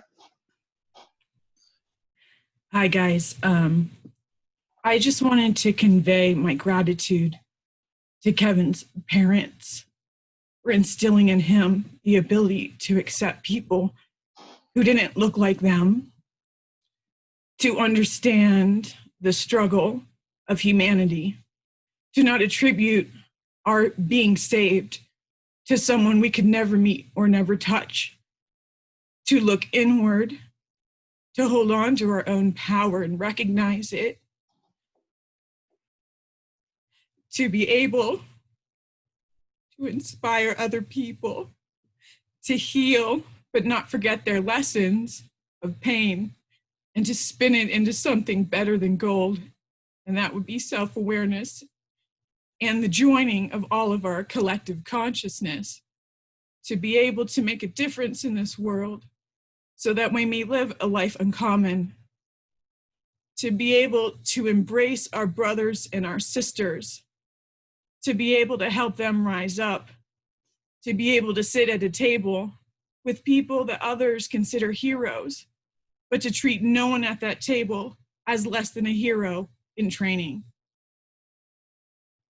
I know that Kevin didn't believe in God, but he was a very great indicator of how humans can find gods in themselves, to bring others up in a way that meant that even though Kevin was but granted 3/4 of a life, that he lived many lifetimes in one by training up people and believing in them, to help them out of their sorrow and their betrayal and their hopes, and to not chide them for the naivete that there can be a better world filled with voices from yesterday that will train today, that will live long into a millennia. I feel very grateful to have met Kevin for work, but became a friend of his family. I was very honored as a poor activist who found myself pregnant to my now husband, that when we were so broke, he let us honeymoon up at Silver Bay, one of the most beautiful places I will ever see. Free, and he told his family when he wasn't there to treat us like family too. I remember eating rice with Eve, and my mother was from Thailand, and I told her a little trick. You can stick your finger in the water, and once it reaches the first line of your finger, then it'll be done. And she told me, I know my fair share of Asian people, and I know how to cook rice. So that always stuck with me, Eve. And I remember when I spoke at the Seattle Hemp Fest, we went, Kevin and I, with Alex and Daniel. And Daniel, I'll never forget that. It means a lot to me that you acknowledged me today, because I watched you and Alex grow up, and your father was always so proud of you. And I'm grateful to have met you and be a part of your life. So thank you so much for being dream children for your father and answering to his hopes and dreams in your heart for who you've become and who you will continue to be. You do credit to your parents and your family. Doug McVeigh and I worked together under Kevin Zeese for Common Sense for Drug Policy. But Kevin never treated us like underlings. We always felt empowered around Kevin. He taught us everything and made us understand that the drug war wasn't simply about cannabis, which in and of itself was an important marker for that fight, to make people understand the drug war is a many-tentacled monster. And it has a tentacle in every part of our lives. Everything that we touch, everything we eat, everything we breathe has to do with the drug war.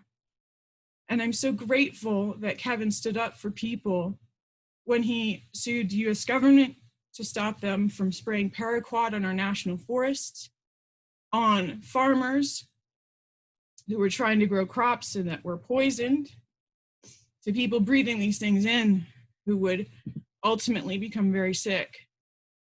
Kevin was a man of humanity. He was a human's human, a person who always saw the possibilities in other people's pain to help them spin that into their own power.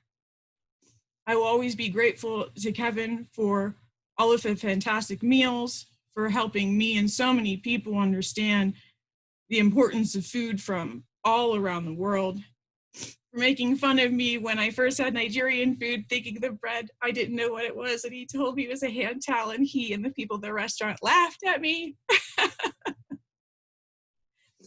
I'll remember that when my husband and I were so broke after we had our baby, that he let us stay at the cabin again, and he said you could invite your whole extended family if you wanted to. We only invited 3 or 4 people, my pregnant sister-in-law, my mother-in-law, my father-in-law, but we were on the hill of the Zeeses, and it to me felt like the summit of some great historic family who has so much to do with bringing a brilliant, kind, generous, hilarious person that I feel very grateful to have met in my life. Kevin continued to inspire people, as you've heard today, with many different movements. He seemed tireless, but he couldn't stop. I do believe this is a leadership trait that we can all learn from, but also remember that you are only human and that it's okay to enjoy good foods. It's okay to travel when our country is allowed to go places again. That it's important to do what you can with what you have, with whom you are surrounded, to believe in the possibility of tomorrow, even if you may not be there to see it. I want to end by saying that when you live a life uncommon, you live forever in the minds and the hearts of the people who knew you, but in generations down the line who will hear your name exalted by the people you inspired to seize their own power and to change this world, even though we may not see tomorrow either. Thank you, Kevin, for everything you've done. We love you so much. We're so glad that your last day on earth was surrounded by warmth and love. And Margaret, thank you so much for trying to help him through his transition. We have peace in our hearts knowing that he was safe during that time with you and that you were the last person with him. We really appreciate everything you've done. Thank you. Thank you, Diane. Next, I'd like to invite Alice O'Leary Randall to speak, and I'm going to open up your microphone. You can go ahead.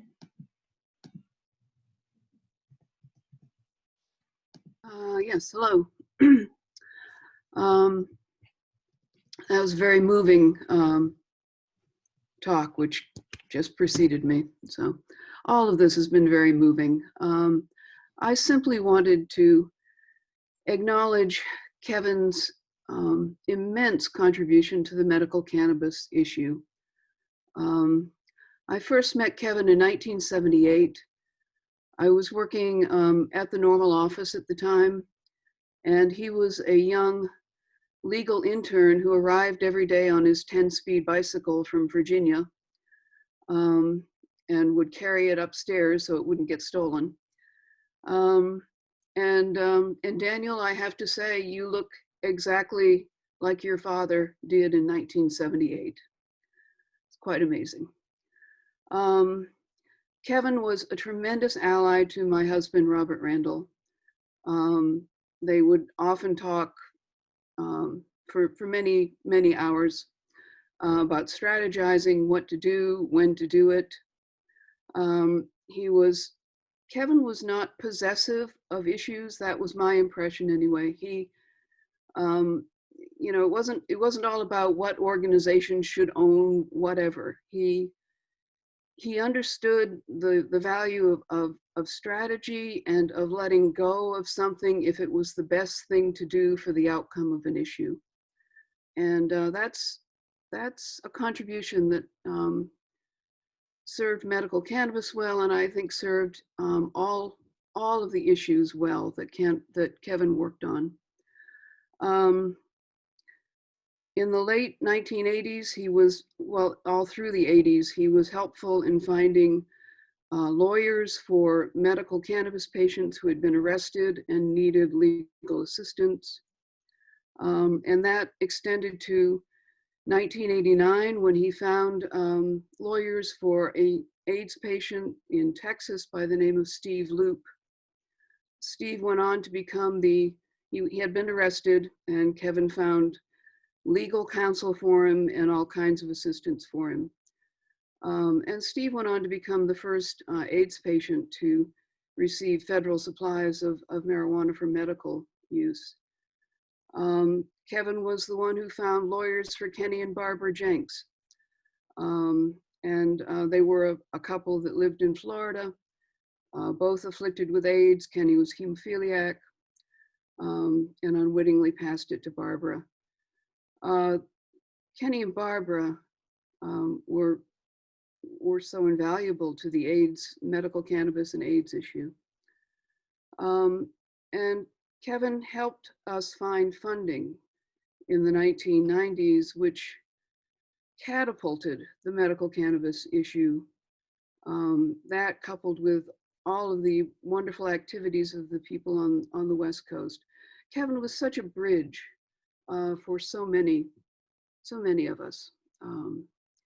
So I just wanted to say thank you. It's been a very moving ceremony, or a very moving service, and the best we can do is keep on keeping on, and remember that we had the pleasure and the honor to have known Kevin Zeese. God bless you all, Margaret, Alex, Daniel, all of Kevin's family. Well, maybe I shouldn't have said God bless, whatever. Blessings to all. We'll let it slide. Thank you. Thank you, Alice. Thank you. You're welcome. I'd like to invite Dan Viet to speak. Viet's, let me push your button. Oops. Did I get, yeah, there we go. Are you there, Dan? I am here. Great. Hi, Dan. I don't seem to have my camera on, and I don't know how to. If you scroll down to the bottom, put your cursor at the bottom of the Zoom, you'll see you have the window. You'll see where it says video, a little picture of a camera, and you click on that. I'm sorry. Scroll down where? To the bottom of the page, and you'll see you should see some icons pop up, and there'll be a camera on the left. You just click on that. Boy, it's just not coming in. It could be your computer doesn't have. Yeah, you can turn it on. Well, I can't turn your camera on either, so. That's okay. I'm happy to speak without being seen, and I'm very honored to be able to speak at this event and to follow Alice O'Leary, for whom I have great affection and respect. As I hear others speak, I realize my association with Kevin goes back farther and farther than I realized. And so I didn't realize till Alice spoke just now that he was an intern as early as 1978 at Normal. So I may have known him that early, but I certainly knew him by 1980 when he came on as staff counsel at Normal. Keith Strupp hired Kevin fresh out of law school. And the fact that Kevin was willing and able to take on the United States government to challenge the Carter administration's use of toxic paraquat poison on cannabis is just all the more impressive, knowing he was just fresh out of law school. But he was a tremendous inspiration to me and many, many others. Kevin and other Normal lawyers showed me that law could be a tool for achieving good things. And so it was a great part of my motivation to go to law school in the early 80s. And when I was just about to take the bar exam, as I recall, Kevin contacted me and asked me if I'd like to serve on Normal's board of directors. And I was just blown away and said, yes, absolutely. Of course, I would love to do that. But he let me know I was the second choice, that Gerald Lefcourt, a very prominent and highly respected attorney from New York City, had been his first choice. And so I was reminded when someone compared Kevin to John Brown that I never felt in the least offended that I was a second choice to Gerald Lefcourt. But I had the great opportunity through serving on Normal's board to meet many, many wonderful people, brilliant people, and to work with them over the many years since. Kevin ascended to the position of National Executive Director of Normal in 1983. And so he invited me to join that board just after he became National Director. He continued in that role through 1986. And then, of course, along with Arnold Trebach, who recently passed away, founded the Drug Policy Alliance. And of course, the Drug Policy Alliance morphed into the Drug Policy Foundation, combining with another drug law reform organization.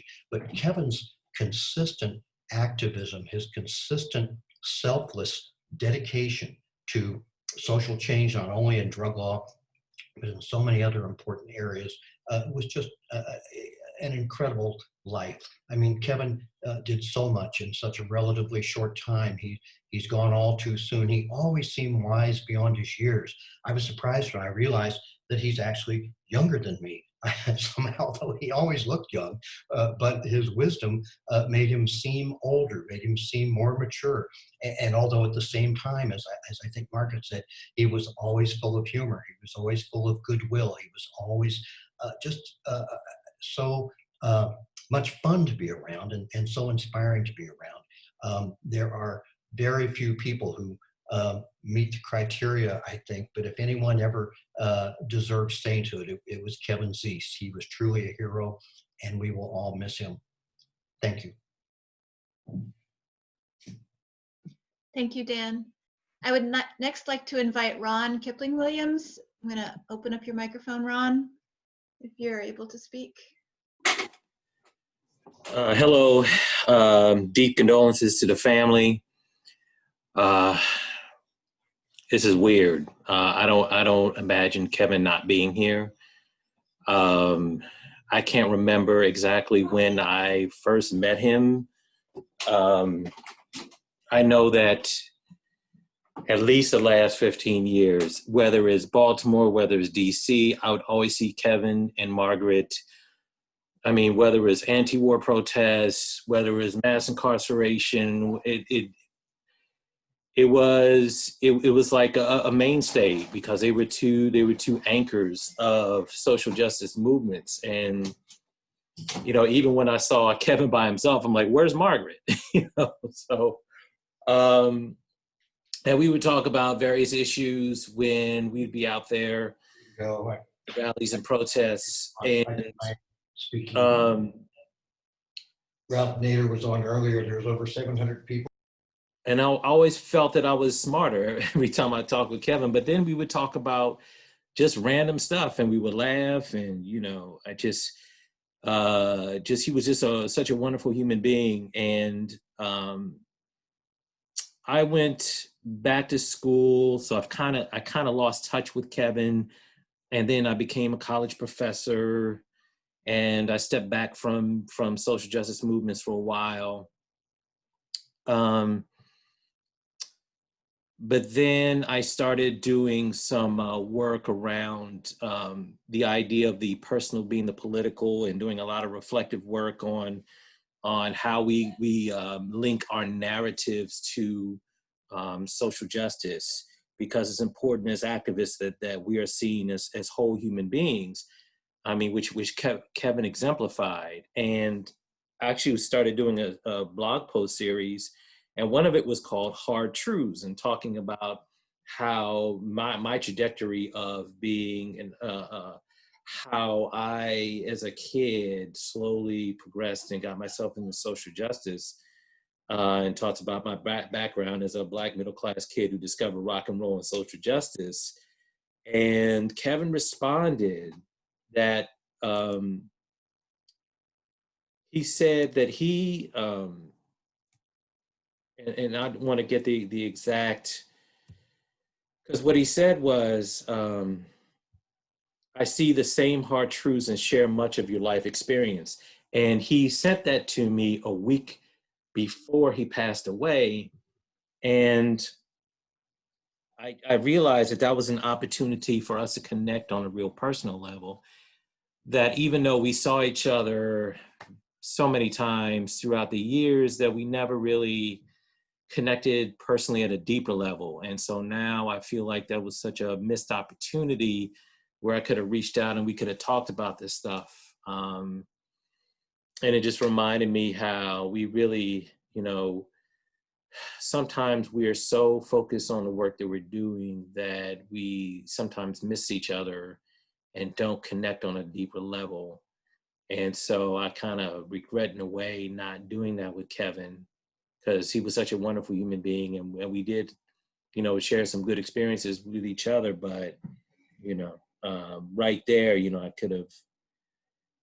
we could have had a deeper connection. So yeah, it's tough knowing that he's not here anymore, but appreciating who he was and what he was when he was here.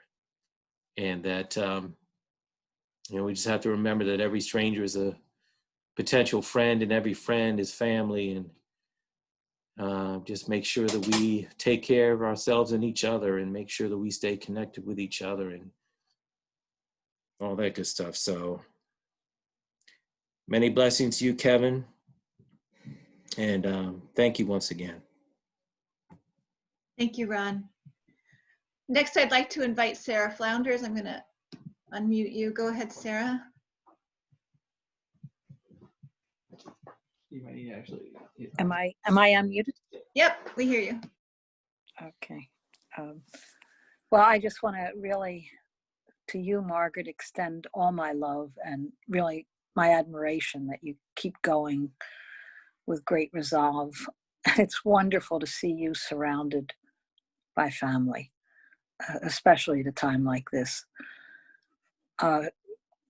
I think so many people have said that Kevin wrote and spoke so well, but most important was his optimism, his energy and his optimism. And it's why people invited both of you, Kevin and Margaret, a team to every coalition, every organizing event. And that is, there was just no cynicism, never sectarian, really genuinely enthusiastic. And you both did a lot to spread confidence that we can do this, and it's worth doing, worth doing.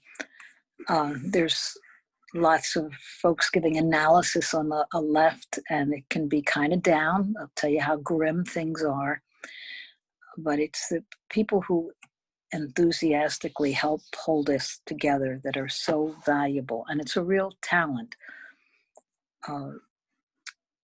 Kevin had such an interconnected view, and as has been raised on Medicare, healthcare for all, the Black Lives Movement, structural and systemic racism, the drug wars, Occupy, and then really as an internationalist, to see that same link and passion for Palestine and defending Venezuela and Iran and China and standing up against all the threats against them. That was internationalism in the most genuine way. I think Kevin was really a listener, and he was still learning and growing. I was with Kevin, with both of you, in a very exciting and challenging time in Venezuela.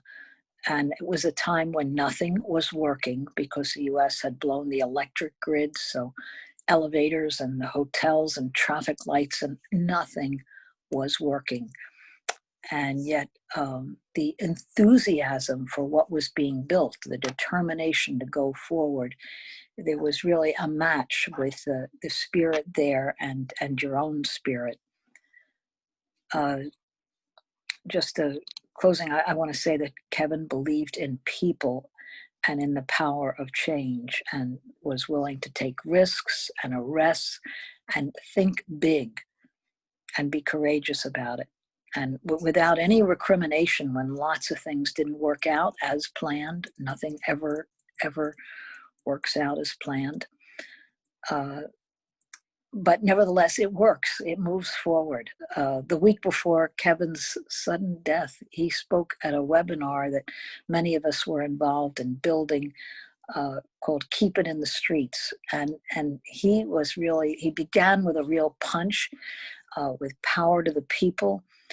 And he ended his talk with saying, don't underestimate ourselves and our power to make change. And then there were 900 wildcat strikes this year. There's millions of people in the streets. So it's that power of, in the darkest days, seeing the potential. We miss it, we value it. We thank you so much for continuing on with such determination, and we will hold those values and that approach to our common work very much together. So, Kevin Zeese, presente. Thank you so much, Sarah. Next, I would like to open it up to analysis. And I think analysis, you wanted to present a piece that you had done for Kevin that he really loved. Hi, everybody. Yes. I was just trying to see if I could turn camera on, maybe not, but that is me there. Thank you so much for the honor of speaking today, and much peace to all of the family and close friends of Kevin. I do want to do a piece in a minute, but let me just say personally that if there's something I most regret is that I had so much more to learn from Kevin. Every time we talked, even as we were just laughing and joking and greeting each other, I immediately learned something from him, even in those brief exchanges, because he was just that knowledgeable and that on point on issues across the board, as everybody has lifted up today. And it wasn't just a matter of a perfunctory learning or lectionary way. It really was in a warmth and a gentleness of spirit, which certainly touched me and touched everybody, as we are hearing. And so I certainly will miss that. I had to smile as the brother earlier was honoring Kevin's and the entire family's stance in terms of stepping away from faith and religion.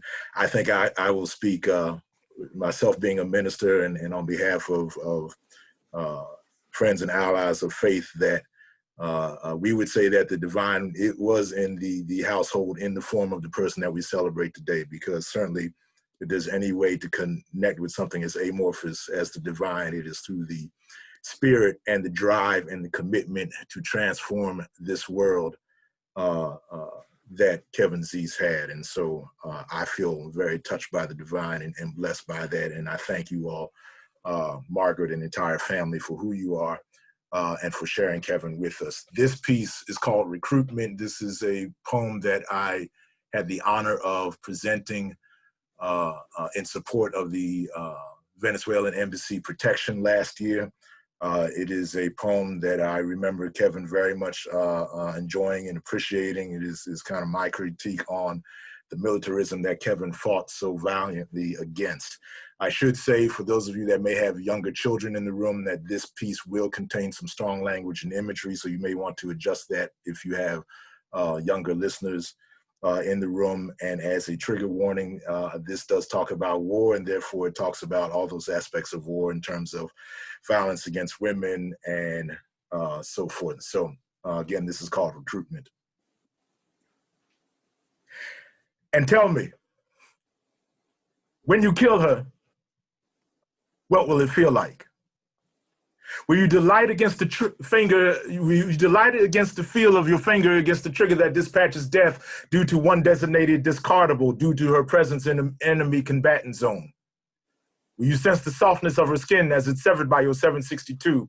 Or tune yourself to the intonation of her aorta torn asunder, calling into question the caliber of your character as you chamber another round of red, white, and blues for an oppressed people to moan? In your fervor to hunt her husband and persecute her parents as you do what your bosses taught you? Will you use the lessons offered down in Georgia at the school of torture? Will you gorge her or maybe torture her in her village because they had the misfortune of looking like this mysterious thing called the enemy? Or will you just fly the drones that terrorize towns and make for the stuff of nightmares as everyday folk shudder at the everyday chance of fire falling from the nighttime skies? And what of the children? What of their nighttime cries as their terrorized minds try to understand why another friend dies, why they grow up having to hide, when it will all end, when they will be next, when you rape her, what will it sound like? Will the soul-chilling screams of your soul being snatched as your spoils of war stay with you long after your unit has moved on? Will you wonder if she'll be able to move on from the freedom the great Western saviors assaulted her with, or how long it will take her to wash off the stench of your occupation? Is this part of the protecting? When you grave all you can and ride roughshod over God's other children, what of her children? Will your violations give volition to the violence they'll commit trying to process terrible shit done? PTSD piercing their sanity deeply as it will yours. Exactly whose voices do you think they'll listen to next? Those that groaned in uninvited enjoyment of their mothers and aunts? Or those that whisper into their ear that they have nothing left to lose, so they might as well run kilos or strap 20 sticks to themselves and take as many out of this fucked up life with them as they can? Did it go okay? Yeah. I tried to keep it. You're on that shit, ain't you? Unlike Brian That Becker. drug of patriotism, boosted by lack of opportunity and laced with the lure of adventure, as if you get to When I'm enlist meeting in with some Grams real-life tomorrow. PlayStation. You feel it's your call of duty to strong-arm countries for your superiors. Sensing something is sour about the situations, still you stick to your Assassin's Creed, only to discover that the medal of your honor is sorely tested by the less than honorable role this country played on the world stage. Thus, you find yourself in the company of heroes whose actions got staged by the system. You see, this is real life. You don't get any extra lives, just extra lives and extra ties to the gears of war, but this modern warfare can shred your soul into splinter cells, leaving you wondering how you lost your halo as you look back over the marred battlefield your life has become. You're so eager to put yourself at risk, like a little plastic piece on a board game. The board's a game for you to tame their market, so they roll the dice with your sacrifice and make sound nice, the dicier parts of this life, all so that you can go and make the world safe for democracy, or rather, safe for undemocratic regimes that don't work, rather safe for undemocratic regimes and corporate interests that don't work corporately with the people's interest. This liberation you bring them is paid for with high interest. I'm interested in knowing if any of this caught your interest, or were you uninterested in knowing, refusing to take a closer look at the ground truth before you hit the ground running, yours not to reason why, yours but to do. A die coming up sixes for the ruler's tricks and snake eyes for your spirit's serenity. You say it won't happen to me, and when it does, you can say you were simply following orders to aim high. And so you did, shooting low the hopes and dreams of people across the globe. So now you're a global force for good or for bad. You decided to be all you could be in the employ of the empire, but now you're searching for the things that made it all worthwhile and finding them few, the proud moments rare. Over there, you'll handle million-dollar machinery, but the machine back home doesn't handle you with trust, so it's a bust. You can return home to be on the front lines or your family's food assistance. I hope you don't return home cutting lines or wheeling in line at the VA looking for spare parts. Indeed, I just hope you return home. Look, I don't claim to have easy answers or a job in my pocket. Guess you figure there ain't much hiring. School ain't firing on all cylinders, so you say, why not? That's what they're counting on. People of color and poor whites to give themselves up, to give up the fight and give themselves up to fight. Right. I know we all have service people in our families. We love them very much. We're very much love for them not to be taken away from our families or to take others from theirs. I'm aware some of my own support branches down from the branches and from the making of arms, but that doesn't mean I can treat this at arm's length. So I'm arming you with ammo to make an informed decision before you choose to be uniformed into uniformity. This military-industrial complex is making life complex. So at the risk of your being vexed, I offer questions you must consider before you consider taking the taking of others' lives, or possibly your own. Will you own your path or merely march down one on orders to disorder another's?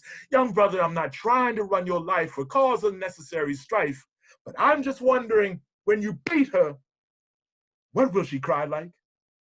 Will she shout shrieks of terror, shot that the man she wedded is now wedded to embedding his fist in her, you're betting now a battleground brought home? Or, in hushed trembling, will she stream the slow, steady, almost quiet tears of a woman quietly resigned to this new prison of a life? Her personal Guantanamo, where she's force-fed fear, seasoned with memories of what used to be that keep her caged in a deranged domestic detainment. A part of you died over there, and you try to drink away the damnable parts that didn't, but all you cause is dread in a domicile where happiness is dead. Will you remember your happiness when you first knew you loved her? Her smile when you blew your first kiss? Now your blows don't miss. You've blown your bliss, shelled all of this into a shell of what you had back then. Son, what of your children? Will your son learn from you how to disable an opponent, even one dearly beloved? He'll want to grow up and be in the strike force, like daddy. Will he strike with force, like daddy, landing shells upon a woman he'll reduce to a shell? Will your daughter be shell-shocked into shelving her sense of self-worth and succumb to the hell some similarly sick bastard will sentence her to? Salute the God within before you salute the gods of war. And think on these things before you sign on the dotted line, just above the perforation of your soul from its peace. Ashe, Kevin Zeese. Rest in power. Ashe, thank you, Ken. Thank you. I'd like to invite, I know there's a lot of people who want to say something, but we're now more than 2 hours in. I wanted to invite 2 more people to speak, and then Patricio, is going to take us out with a song. So Bahman, Azad will be first, and then Anya after that. So go ahead, Bahman. Thank you, Margaret. First, allow me to express my heartfelt condolences and for the loss of our dear comrade Kevin. I wish you and Kevin's family strength in these difficult times. September 6th was a horrific day for me.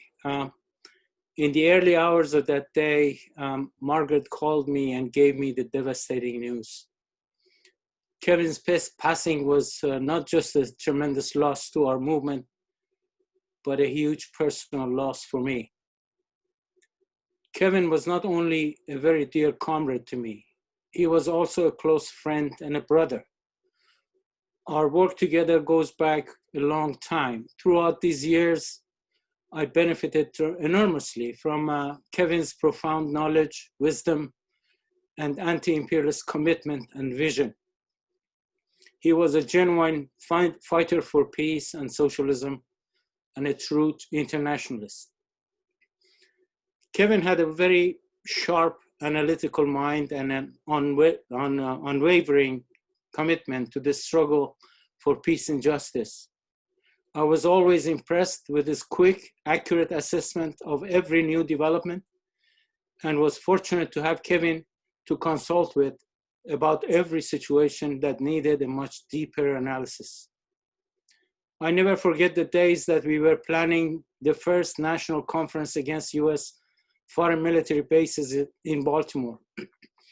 Kevin and I spent days together going from place to place in Baltimore, trying to identify an appropriate location for the conference, while at the same time talking about crisis of capitalism, the need for peace and socialism, and the future direction of our movement. Kevin and Margaret also played a key role in organizing the Dublin Conference and worked closely with me in organizing the now postponed anti-imperialist conference in Cyprus. It was an honor for me to work with Kevin and Margaret in the Embassy Protectors Defense Committee as well. My organization, the US Peace Council, was and still is honored to have Kevin and Margaret as members of its national board.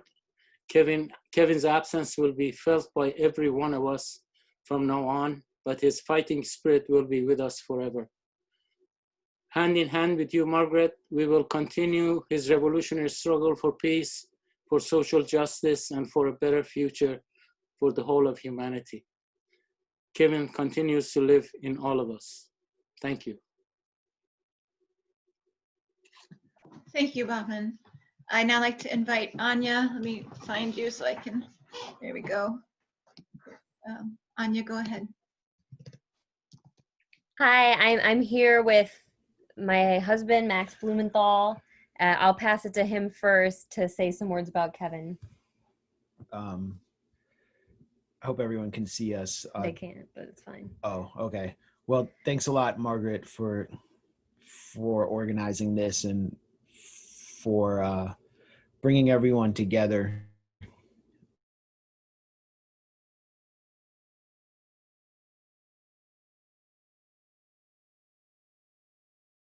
I'm sorry, Max, I changed you to be a panelist so that we could see you, and now I have to unmute you again, but now you can turn on your, I can turn on your camera.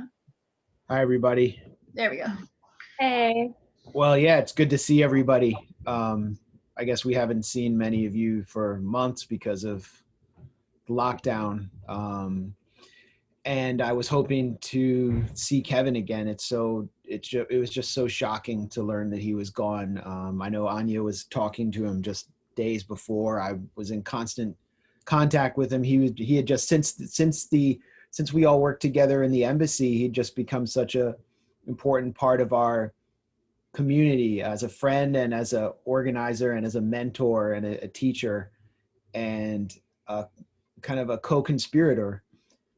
Kevin was someone who I just liked. He was just a cool guy, someone who was always, he kind of had a merry spirit. And whenever there was a rally or a protest during a march, I'd always wind up talking to Kevin throughout the whole march, just shooting the shit. I remember during People's Mobilization, Kevin was carrying this gigantic sign. I don't know how he carried it, practically single-handedly through downtown Manhattan, just block after block. And me and him were just talking the whole time while he was holding this giant sign. Afterwards, I thought, why didn't I ask, if I should have offered to help. And I just wanted to tell a story quickly about the embassy. I mean, I've told it before on several occasions. I told it to the president of Venezuela. And, it was about delivering food to the embassy, where we had gotten food in one night through, just using our cunning to outsmart the right-wing hooligan squad of Juan Guaido that was outside. And so they got really upset, and they started posting guards and like getting all these like tough guys outside to try to intercept any food delivery. And we basically had to go right through them one night. And there was all kinds of communications going on inside the embassy. I think a lot of your cell phones had been running out of power, and I think they might have cut the electricity by this point. I can't remember. We were communicating on a fax machine, and I wasn't sure who was going to be there at the bottom of this ramp, which we were going to have to basically run through this line of right-wing fanatics trying to attack us, and then throw 50-pound bags of beans and all kinds of rice and food down to whoever was going to catch it, past a Secret Service van and barricades. And I was just like, we were running through it. I remember holding a 50-pound bag of beans and just kind of throwing it blindly towards where I thought the door was, hoping that someone would be there. And I looked down as the bag was in the air, and Kevin was right there. Kevin was there. He had coordinated it perfectly. And I remember the look on his face. It was just this huge grin. Like, he really enjoyed, spitting back in the face of the oppressors. And you could just see the joy he got when the food landed at his feet and he hauled it back in to Margaret and Anya. And I just thought about that moment so many times. I replayed that moment so many times in the past few days, just thinking about how Kevin not only was a tactician and a writer and a mentor to people like us who are younger than him. He helped with your Nicaragua trip. He was someone who put his body on the line. And, he was there till the end during a military style raid. He was willing to go to jail, and he was willing to do it in the service of the anti-imperialist cause, putting his body in between the empire and its most vulnerable victims, who were besieged people in Venezuela, in Nicaragua. And he didn't put up with any of the bullshit of the left that loved to talk down to Nicaraguans and Venezuelans about their so-called authoritarian governments. So I can tell you that when I went to Nicaragua to show the other side of what happened there in 2018, after they had just suffered this violent right-wing US-backed coup, first of all, people there knew Kevin. They knew who he was, and it was thanks to Kevin that I was able to get that trip started, that I was able to make that possible. Kevin was absolutely instrumental in setting me up down there. And when we went to Venezuela, Margaret and Kevin and David Paul and Adrian Pine were still on trial. They couldn't come with us for the first Embassy Protectors trip, but we would meet people there spontaneously who knew who Kevin was because they'd been following this on Telesur and on their TV channels. And he was like a hero to the Chavista movement. He was like a national hero, as was Margaret. And that is really just a tribute to him and how far his legacy is going to live on far beyond our national borders, across the world, in places that much of the left in the US has practically forgotten or continues to talk down to. And he'll live on through us. As I said, he was someone who is a mentor and a teacher, and most of all, he was a friend. And the other memory that I just keep replaying in my head is one of the first nights in the embassy, hanging out with Margaret and Kevin all night, and we had found this really terrible cheap wine in the refrigerator, and we just went through bottle after bottle, just talking and bonding. And really, it was just so refreshing to be with people who saw the world kind of in the same way that we did as we entered this struggle that we didn't quite understand at the time, but which I think really changed things for the better, as Kevin did. So I don't know what else to say except that I'm still shocked that he's gone. I still, I just can't believe it. I don't have any poetic words to end on except that I just can't believe that Kevin's gone. I'll just add, just picking up on the story of the delivery to the food to the embassy, that after one of these deliveries, and Kevin like telling this story, we thought that we'd finished all, there were not very many bottles, but we found a few bottles of rum here and there, and that was a way to pass time in the embassy. And so we thought we discovered, one more bottle of white rum. And it was right after we got this big delivery of food, so we wanted to celebrate, and Kevin poured out a shot for everyone. And then as we went to take a drink, we realized that it was just water, because David Paul, one of the final 4 embassy protectors, had already gone around to collect water in every possible vessel that he could find. And that was a good strategy, because they did end up shutting off our water. But that was a really funny moment that we had that I'll always remember with Kevin in the embassy. But so many, I mean, he was so fun. That's just one thing that people keep saying. And I remember Margaret making her deck of cards, and Kevin teaching people how to play different games. The last thing I'll say is just that a huge theme with Kevin that came through when my friend Rania Kalik and I did a live stream dedicated to him, and we asked for people to submit their memories.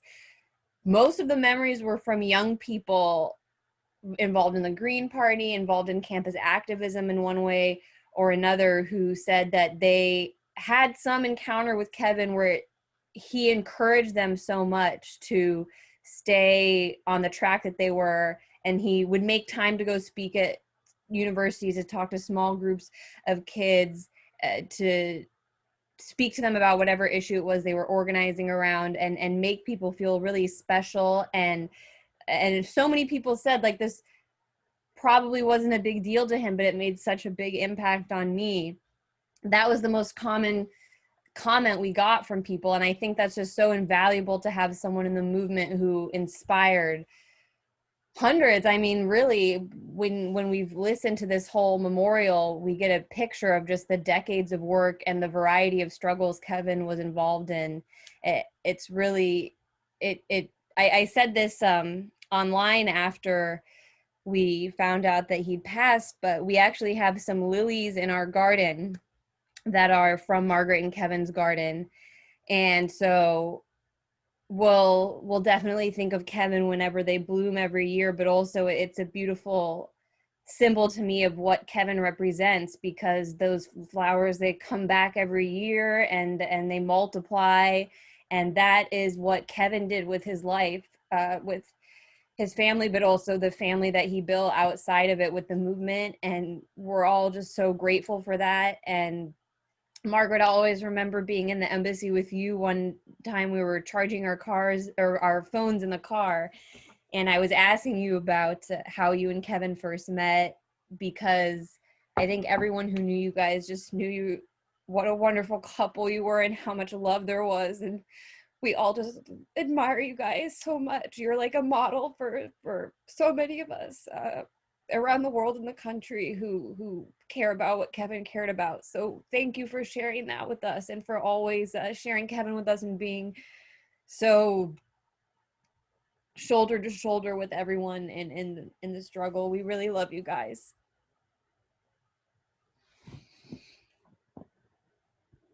Thank you, Max and Anya. Oops, I hit unmute again by accident. I think I was trying to mute, but so I wish that we could hear from everybody, and I'm sorry that we can't. I do want to encourage you, please do, if you haven't, share your thoughts with us in the chat. We will get a document of this, which we'll share with the whole family. And please continue, to reach out, and remember that we are all still connected through Kevin, and we'll continue forward in our best way. I want to invite Patricio to close out the tribute to Kevin. So, Patricio. Thank you so much, everyone. I just want to thank also Jasmine and Jill. They have been translating the whole memorial. Thank you so much, compañeras. Kevin was a force of nature. I had the honor to work very close to him for the last month or a couple of months of his beautiful life. I have to say that was him, Katie and Margaret, the ones who invited me to be part of the Green Party presidential campaign of Howie Hawkins, and Kevin was just a force of nature always. And I wanna sing this song that I composed for all the activists, all the people who basically die defending their principles in the struggle of Latin America. You know that we are a continent with a lot of struggle, with a historic fight for social justice. So I want to dedicate this song to Kevin, to his commitment and the commitment of Margaret. The name of the song is Canto al Desaparecido.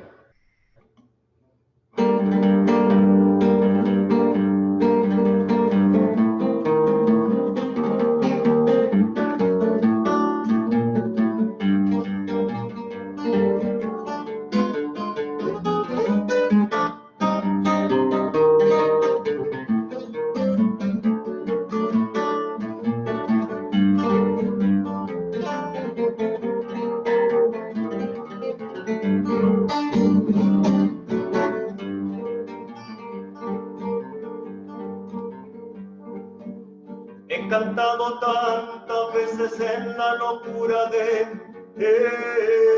tus lamentos. He escuchado el rumor de la gesta de tu vida y tu muerte. He caminado oculto en tu silencio. He llorado sin perder tu gemido.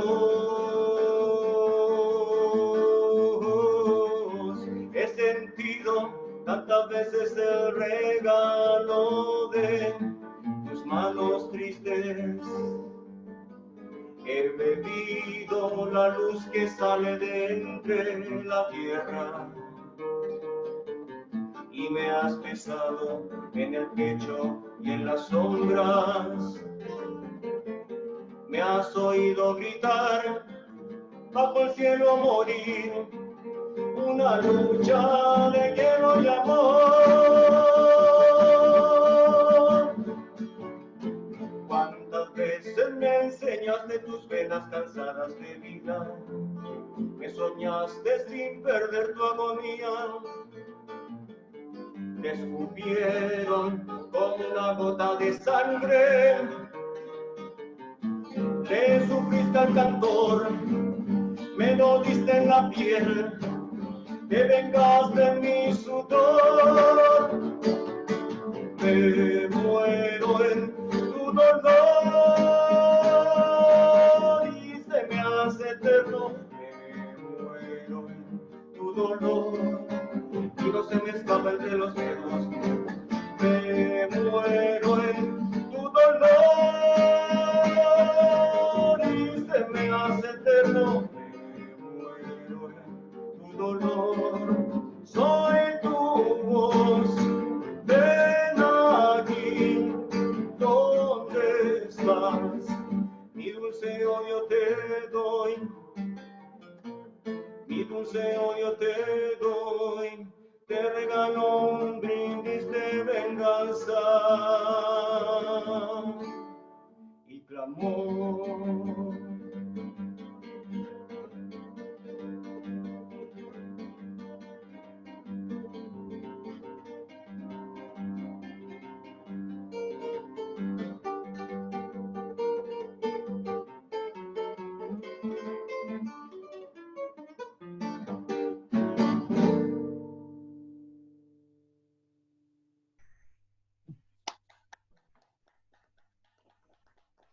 Thank you very much.